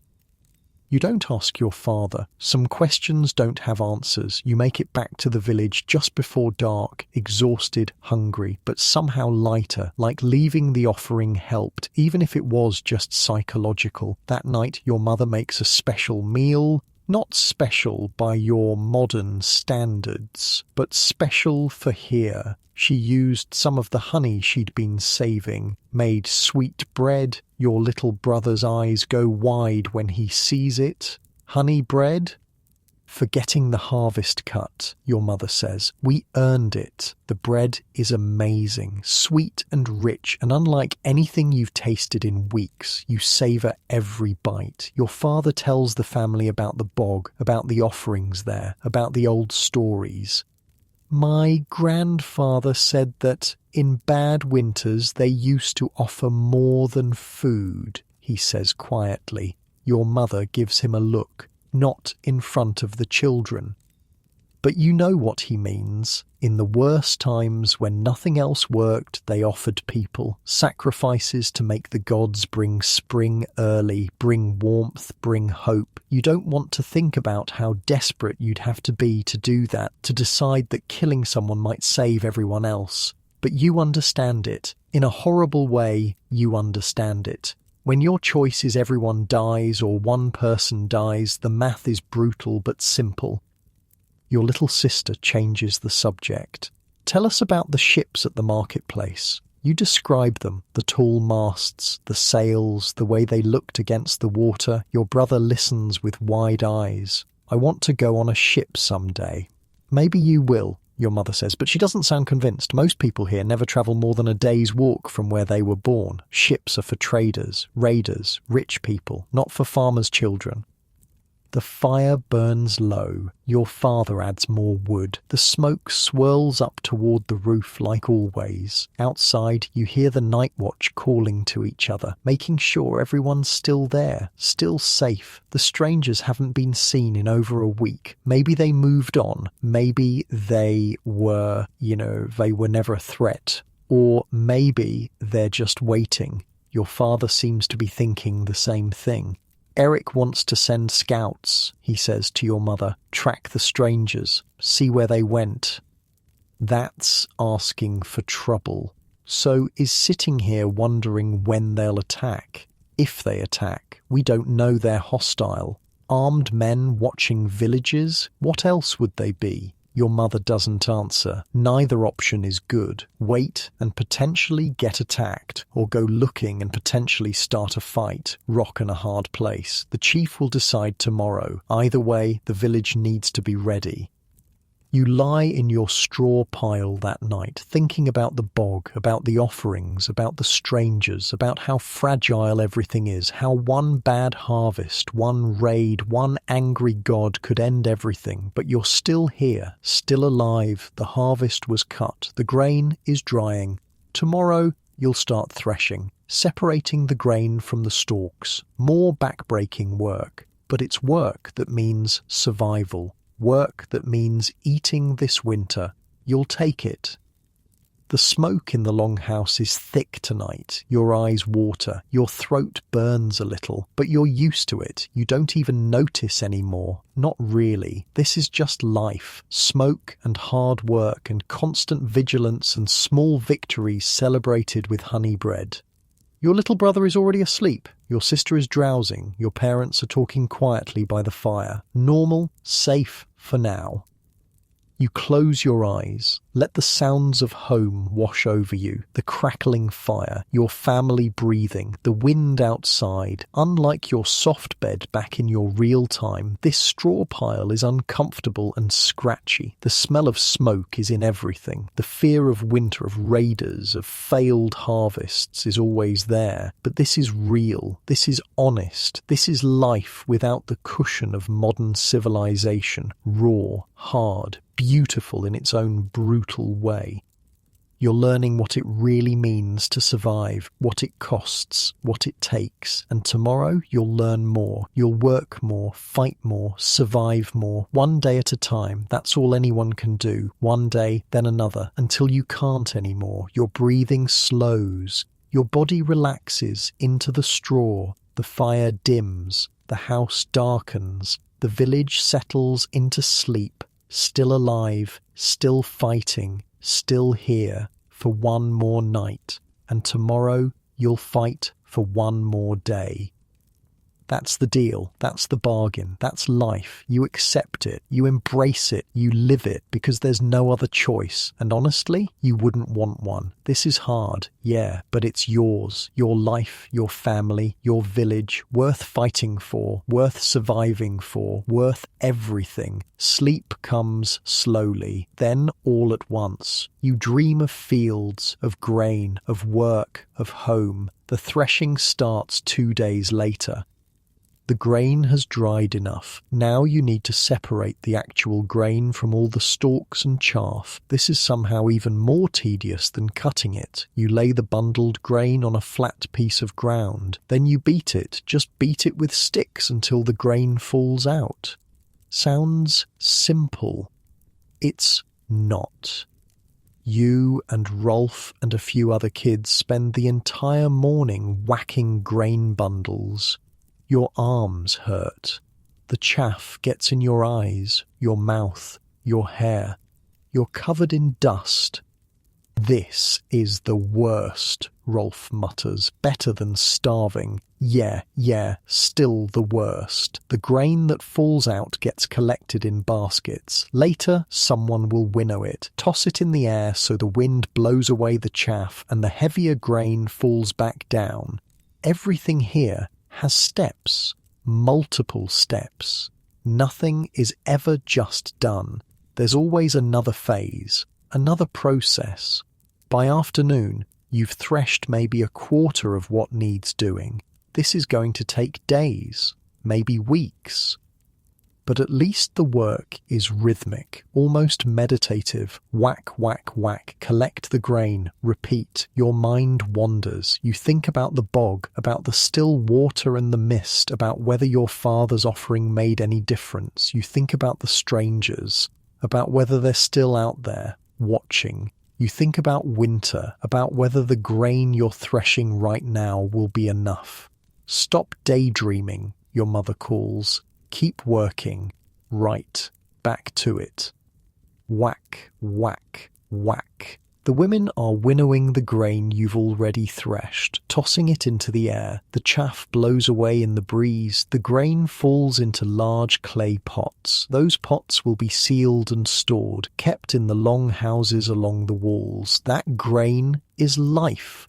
That grain is winter survival. Your little sister is helping with the winnowing. She tosses the grain, watches it fall. She's getting good at it.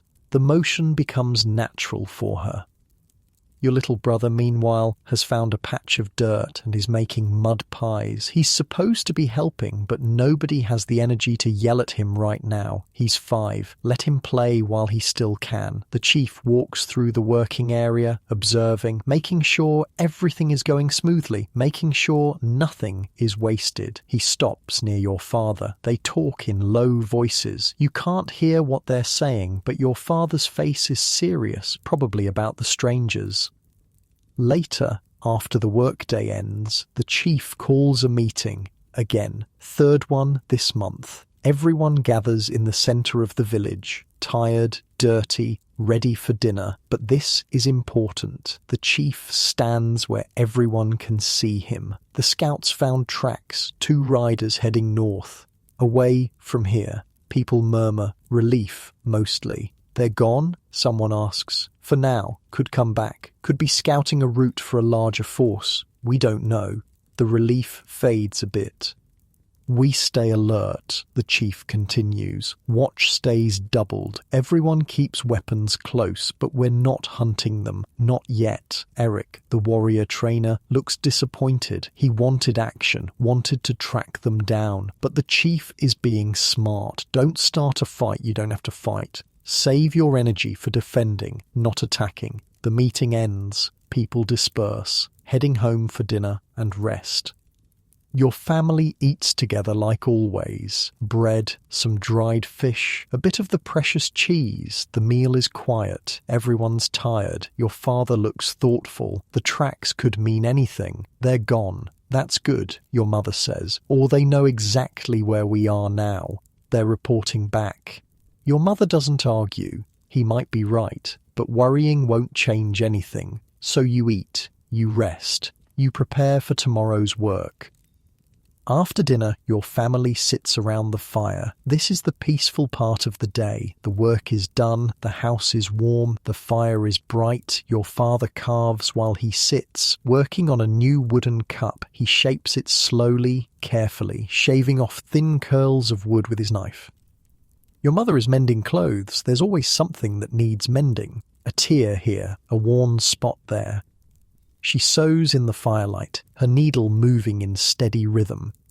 Your sister is practicing her letters, sort of. There's no formal alphabet here, but your father is teaching her the basics, how to make marks that mean things, how to keep simple counts. Most people can't read or write, but knowing even a little can be useful. For keeping track of supplies, for marking property, for remembering. Your little brother is already asleep in his corner, sprawled out like he owns the place, dead to the world. The fire crackles, smoke drifts upward. The longhouse feels cozy tonight, safe. Tell us about the old battles, your sister says to your father. He glances at her. Again? I've told you those stories 100 times. I like them. He sighs, but you can tell he's not really annoyed.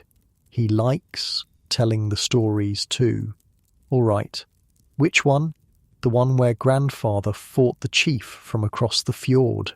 Your father sets down his carving, settles back against the wall. All right. So this was before I was born. My father was young then, maybe 20. There was a dispute over fishing rights. Someone's nets got cut. Someone's boat got damaged. Who started it, you ask? Nobody knows. Everybody claims the other side started it. Doesn't really matter. Once it started, it escalated. He pokes at the fire with a stick. The 2 chiefs agreed to settle it with a fight. 10 warriors each side meet in a field. Last side standing wins. How many died? Your sister asks. 6 men total, 3 from each side. My father took a spear to the shoulder but survived. Healed up, still had the scar when he died. Who won? Neither side, really. After 6 men were dead, the chiefs called it off, drew new boundaries for the fishing areas, split it fair, went home. 6 men died for nothing, you ask? 6 men died because nobody wanted to back down. Pride kills, son. Remember that. The fire pops. Sparks drift upward. Your mother adds her own story about the winter when she was a girl, when the harvest failed and food ran low. We ate once a day, she says, maybe thin soup, mostly water with a few vegetables, bread if we were lucky. How long did it last? Your sister asks quietly. 3 months, from midwinter to early spring. People got thin, weak. 2 of the old folks died. Some children too. She doesn't say how many children. You don't ask. But we survived, she continues. Spring came, the new crops grew, we made it through. Barely, your father adds. Barely still counts. They sit in silence for a moment, remembering, being grateful for this year's harvest, hoping it's enough. The old people always say the same thing. Hope for the best, prepare for the worst, take nothing for granted. Your father goes back to his carving. The wooden cup is taking shape, smooth, even. He's good at this. What will you do with it, you ask? Trade it, maybe, or keep it. Haven't decided. Everything is potential currency here. Everything can be traded. A well-made cup might be worth a meal, or a length of rope, or a favour you'll need later. You never throw anything away. You fix it, reuse it, repurpose it, because making new things takes time and resources you can't spare. Your mother finishes mending your father's tunic, holds it up to the firelight, checking her work. Satisfied, she folds it and sets it aside. Time for sleep soon, she says. Nobody argues. Everyone's exhausted. The work days are brutal right now. Harvest season means pushing hard from dawn to dark. But there's a comfort in the routine, the sameness. Wake up, work, eat, sleep, repeat. It's predictable, safe in its own way. Outside, you hear the watch calling. All quiet, all safe. The response comes from the other side of the village. All quiet, all safe. They do this every hour through the night, checking in, making sure nobody's sneaking up, making sure the village is secure. It's reassuring, knowing someone's watching while you sleep. Your father banks the fire, covers it with ash to keep the coals alive until morning. The house dims, shadows grow longer. You settle into your straw pile, the usual discomfort, the usual smell, but it's familiar now, almost comfortable in a weird way. Your sister yawns. Your mother blows out the small oil lamp she'd been using for her mending work. Darkness settles over the longhouse. Just the faint glow of the banked fire, just the sound of breathing. Your father's voice comes quiet from the darkness. Good work today, everyone. Your mother murmurs agreement. You think about the grain stored along the walls, the pots full of hard-won food, the result of weeks of back-breaking labour. It's enough, probably, maybe, hopefully. You won't know until winter, won't know if you calculated right, if you gathered enough, if you'll make it through. But for tonight, you're warm, fed, safe. That's all you can ask for. Outside, the wind picks up.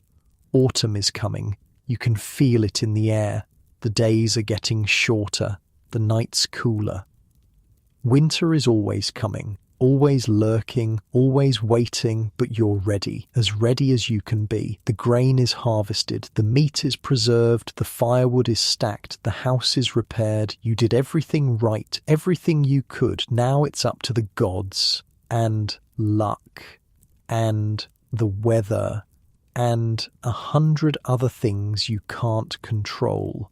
Your breathing slows, your muscles relax.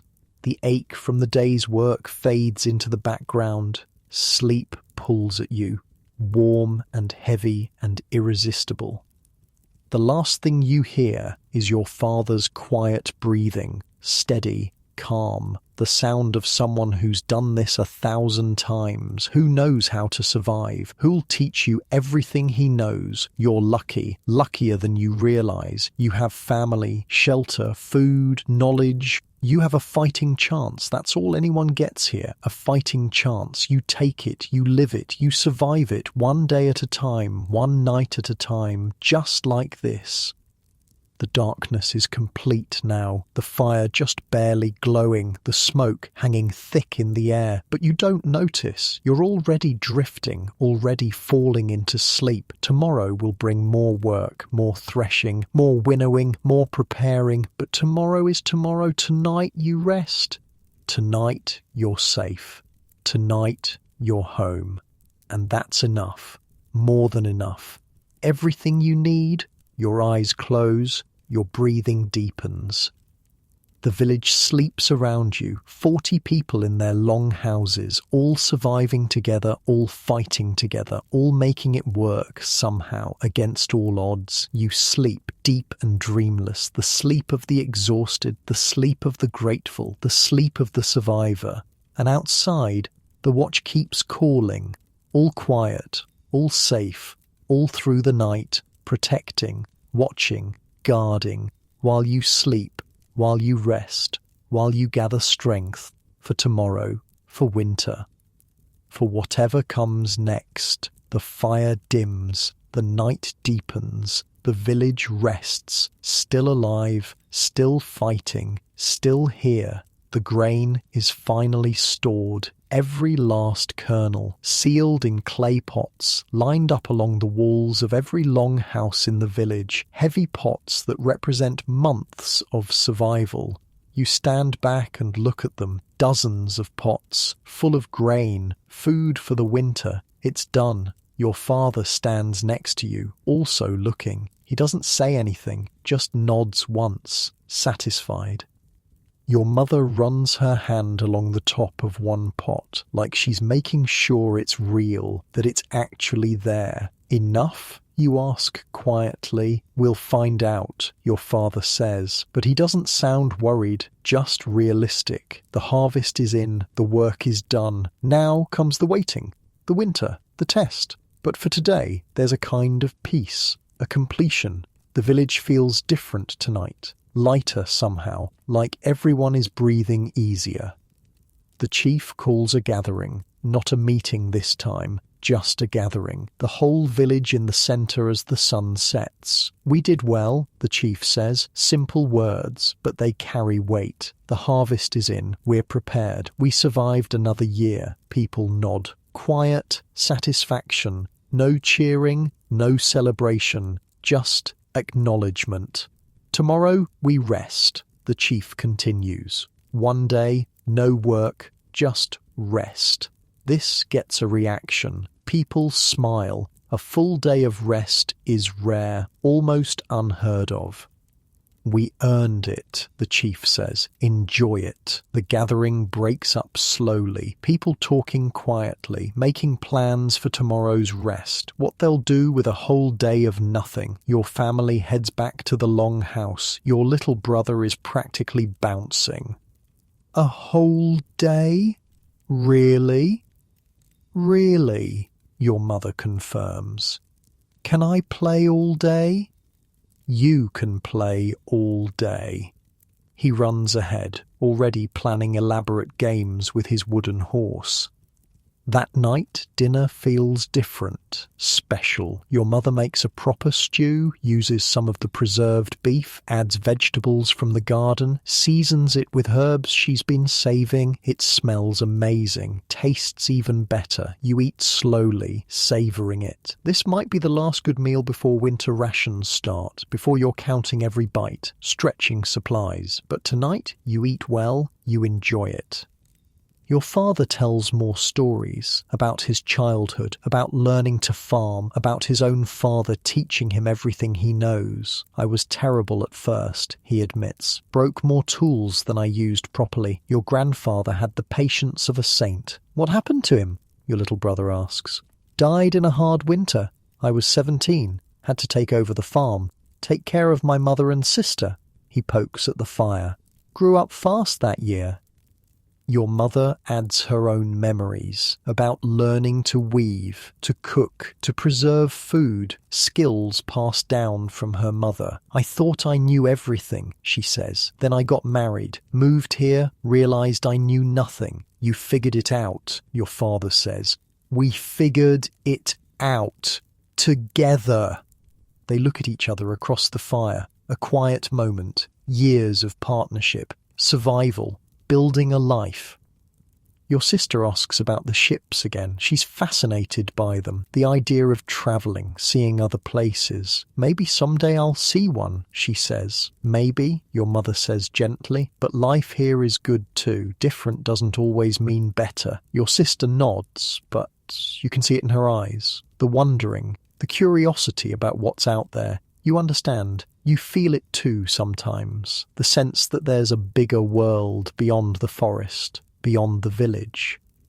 But this is your world, these people, this life. Hard as it is, it's yours. The fire burns steady, the smoke drifts upward, the longhouse is warm and quiet and safe. Outside, the evening sky is clear, stars starting to appear. The air is cool but not cold, autumn settling in gently. Your father goes to check on the animals one last time. The cows are settled, the sheep are quiet, the pigs are sleeping, everything is peaceful. When he comes back, he sits heavily on his straw pile, tired but content. Good day, he mutters. Good year, your mother corrects. He smiles. Good year. Your little brother is already asleep, clutching his wooden horse. Your sister is drowsing by the fire. The work is done. The harvest is in. The village is safe. For now, everything is okay. Your mother banks the fire low, just enough to keep coals for morning. The house darkens, shadows settle. You lie in your straw pile, feeling the familiar poke of stems, smelling the familiar smoke, hearing the familiar sounds of your family settling in for sleep. It's not comfortable by modern standards, not soft, not clean, not easy, but it's home. And after everything you've learned, everything you've done, everything you've survived, you understand what home really means. It's not about comfort, not about convenience. It's about people, family, community, working together to survive, supporting each other through the hard times. It's about knowing your place, your role, your value. It's about being part of something bigger than yourself. The village sleeps around you, 40 people in their longhouses, each family with their own struggles, their own stories, their own survival, but all connected, all working together, all making it work. You think about your real bed, your real time, the soft mattress, the clean sheets, the climate control, the refrigerator full of food, the grocery stores, the hospitals, the safety, all the things you take for granted, all the things that make life easy, and you feel a wave of gratitude, deep and overwhelming, for everything you have, everything that makes survival automatic rather than a daily struggle. But you also feel something else, respect, deep respect for these people, for this life, for what it takes to survive without all those modern conveniences. They're not less than you. They're not primitive or backwards. They're survivors, warriors, experts in a way of life that demands everything from them. They work harder in a day than most modern people work in a week. They know skills that are lost to time. They understand nature in ways you never could.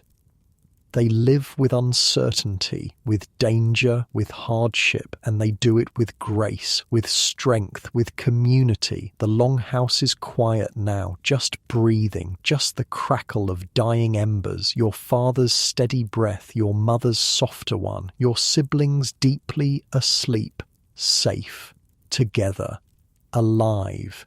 You've learned so much about work, about survival, about what it really takes to live when nothing is guaranteed, about the value of food, of shelter, of family, about the strength it takes to face each day knowing it might not go well and doing it anyway because you have to, because that's life. The straw beneath you doesn't feel as uncomfortable anymore. Your body has adapted, gotten used to it. The smoke doesn't burn your throat as much. You breathe it without thinking. The cold doesn't bother you like it did at first. You've learned to conserve warmth, to wrap yourself right, to settle in. You've adapted. Just like they do, just like humans always do. We survive, we adapt, we continue, generation after generation, through ice ages and plagues and wars and famines. We keep going. These people in this village in Iron Age Scandinavia, they're part of that story, part of that endless chain of survival. And so are you, in your own time, in your own way. Different challenges, different tools, different threats, but the same core truth. Keep going, keep fighting, keep surviving.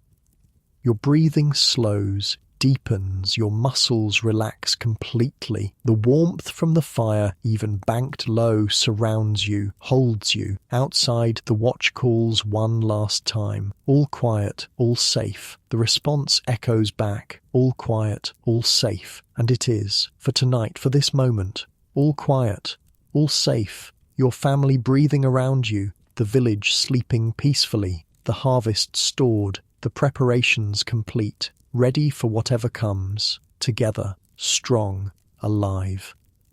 Your eyes grow heavy. The darkness is complete and comfortable now. Not scary, just peaceful, just rest. You've earned it. The village has earned it. All that work, all that effort, all that survival. Tomorrow you'll rest, really rest, play, laugh, enjoy being alive. But tonight you sleep, deep, peaceful, grateful for this life, this experience, this understanding, for the knowledge of what survival really means, what it costs, what it takes. For the appreciation of everything you have in your real time, every convenience, every safety, every comfort. You'll never take them for granted again. You'll never forget what you learned here, the value of work, of community, of resilience, of home. Your breathing matches your father's now, slow, steady, the rhythm of sleep. The fire glows faintly, the smoke drifts, the village rests, and you rest with it, part of it, connected to it, learning from it. These people, this life, this harsh, beautiful, honest existence, you understand now, you really understand, and as you drift off to sleep, surrounded by the warmth of family and home, you carry that understanding with you, into dreams, into rest, into the peaceful darkness, safe, warm, together, just as it should be, just as it's always been, just as it will always be. People surviving together against the odds, finding moments of peace, of joy, of rest, in between the hard work, the struggle, the fight. These moments matter, these peaceful evenings, these quiet nights. They're what you're fighting for, what you're surviving for, not just to stay alive, but to live, to have these moments, these connections, this peace. And now, in your own warm bed, in your own safe home, you can rest too. Let the story of Iron Age Scandinavia fade gently into your dreams. Let yourself drift into peaceful, grateful sleep, knowing that whatever challenges tomorrow brings, you're ready for them. Just like Bjorn and his family. One day at a time. One peaceful night at a time. Sleep well. The last of the grain gets stored 3 weeks later. Every pot is filled, every bundle accounted for. The village has enough, probably enough. You hope it's enough. The chief does a final count, walking from house to house, checking stores, making notes on a piece of bark with charcoal marks. When he's done, he calls one last meeting. We have food for winter, he announces. Not plenty, but enough, if we're careful. If we ration, people nod. Careful, they can do. Rationing, they understand.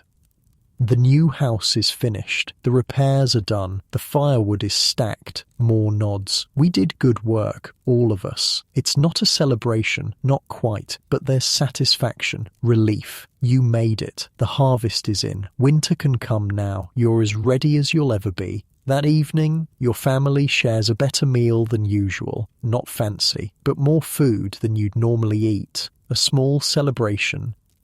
Your mother made bread with some of the fresh grain. The smell fills the longhouse, warm and comforting. Your little brother gets his own whole piece. He grins ear to ear. Can we have this every day? No, your mother says, but she's smiling. Your father is relaxed tonight. Actually relaxed. You've never seen him like this. The tension he's been carrying for months is gone. Just gone. We made it, he says quietly to your mother. We did. They share a look, a moment, years of surviving together, of fighting together, of making it work against all the odds. You get it now. What they've been doing all along. The work, the worry, the endless preparation. They've been keeping you alive, you and your siblings, keeping the family going, making sure there's food and shelter and warmth. It's everything. The whole point. You look around the long house, at the pots of grain along the walls, at the dried meat hanging from the rafters, at the stack of firewood, at the tools carefully stored, at the family sitting together. This is wealth, real wealth, not gold or silver, just this. Food and shelter and family. Everything else is just details. The fire burns bright tonight. Your father isn't worried about using extra wood. The stack outside is huge, enough for the whole winter, more than enough. The smoke rises through the thatched roof like always. You barely notice it anymore. It's just part of the air you breathe. Your sister is weaving at the loom. She's gotten good. The cloth she's making is even and tight. She'll make a good wife someday. Know all the skills she needs. Your little brother is playing with his wooden toys. A horse, a boat your father carved last winter, a little wooden warrior. He makes them fight. The warrior rides the horse into battle, conquers the boat, saves the day. He's 5. War is still a game to him. You remember when it was a game to you too, not that long ago, before the training, before understanding what those weapons are actually before growing up. Your father looks at you across the fire. You did good work this harvest. Real work. You nod. Don't know what to say. Next year, you'll do more, learn more. By the time you're 16, you'll know everything. How to farm, how to fight, how to build, how to survive. Will that be enough? You ask. He considers the question. It'll have to be. Fair answer. Outside, the evening sky is red again. Deep red and orange. The colour of fire spreading across the horizon. The old people were right. The weather did change. Autumn is here. Crisp air. Shorter days. The leaves on the trees are starting to turn.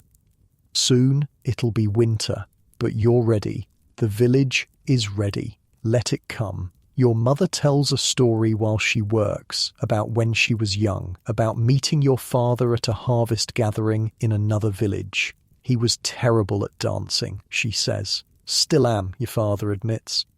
But he could work. I saw him hauling timber all day without stopping. I thought, now there's a man who gets things done.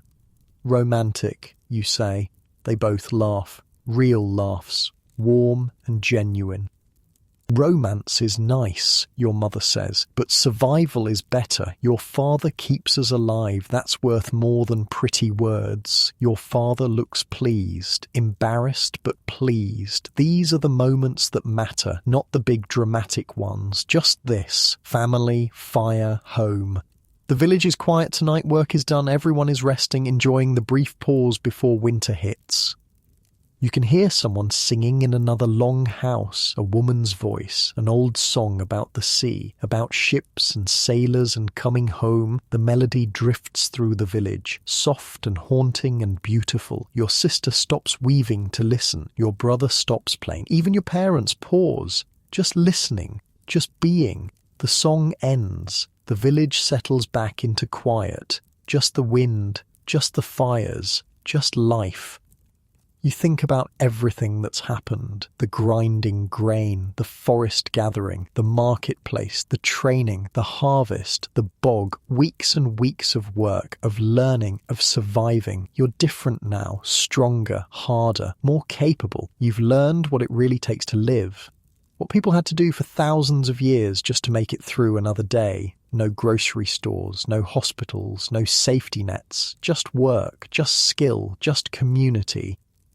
Just fighting like hell to stay alive. Your soft bed back home seems like another world now, another life, so easy, so comfortable, so safe. You've got electricity, running water, heat at the touch of a button, food whenever you want it, medicine, doctors, police. All the things that make life not just survivable, but comfortable. These people had none of that. They had their hands, their knowledge, each other. And somehow they made it work for generation after generation, surviving, adapting, passing down everything they learned. You're grateful, for the first time, really grateful for everything you have, everything you take for granted, the warmth of your home, the safety of your world, the ease of your life. All of it built on the backs of people like this, people who worked themselves to exhaustion just to see another spring. Your father adds wood to the fire one last time. The flames leap up bright and warm. Time for sleep, your mother says gently. Your siblings settle into their straw piles. Your parents lie down on theirs. You find your spot. The familiar scratchy straw, the sheepskin that smells like animal, the smoky air that burns your throat just a little, but it's home. It's safe. It's enough. The fire crackles, the smoke drifts, the village breathes around you. 40 people, all surviving together, all making it work, all protecting each other. That's the real secret. Community. Nobody survives alone here. You need each other, depend on each other, fight for each other. You're part of something bigger than yourself, part of a chain stretching back centuries, part of the ongoing struggle to survive, to thrive, to live. Your eyes grow heavy. The work of the day catches up to you. The warmth of the fire, the comfort of family close by. The longhouse stands like a protective shelter over you, over everyone, keeping out the cold, keeping out the dark, keeping everyone safe. The warmth and light from the fireplace keeps the evil spirits at bay, keeps the unknown at a distance, provides comfort in a hard world. Outside, the red evening sky fades to darkness. Stars appear, cold and distant and beautiful. Tomorrow will bring new work, always new work, but tonight you rest. Tonight you're grateful for the harvest, for your family, for surviving another season, for everything you've learned, everything you've become. You're not the same person who woke up in this longhouse weeks ago. You're stronger now, more capable, more aware of what life really costs. And back in your real bed, in your real time, you'll carry this with you, this understanding, this appreciation, this knowledge of what survival really means. The fire dims to glowing embers. The house grows dark. Sleep pulls at you, heavy and warm and irresistible. Your breathing slows, matches the rhythm of your family around you. All of you breathing together, all of you alive together. The village settles into the night. The watch calls softly, all quiet, all safe, and you drift, let go, float away on the warmth and smoke and comfort of home. Your soft pillow, your warm blanket, your safe room, all waiting for you. But for now, you're here, In the Iron Age, in Scandinavia, 2,000 years ago, living, learning, surviving, one more night, one more breath, one more moment of peace, the straw beneath you, the sheep's skin over you, the smoke in your lungs, the fire in your heart, all of it fading now, fading into sleep, into darkness, into rest. You've earned this peace, this comfort, this moment of safety. You fought for it, worked for it, survived for it, and now you rest. Deep and peaceful, warm and safe. Let the Iron Age fade, let the struggle fade, let everything fade except the warmth and the comfort and the peace. You're safe now, you're home, both homes, both times, both worlds, and you can rest. Finally rest. Let your breathing slow and deepen. Let your body relax completely. Let sleep take you wherever it wants to go. The harvest is done. The work is done. Winter can wait. Tonight you sleep deep and dreamless and perfect, warm and safe and loved. Just like you are right now, in your actual bed, in your actual home, in your actual life. So comfortable, so safe, so peaceful. Let yourself drift away now, into sleep, into dreams, into rest. You've earned it. You deserve it. Sleep well.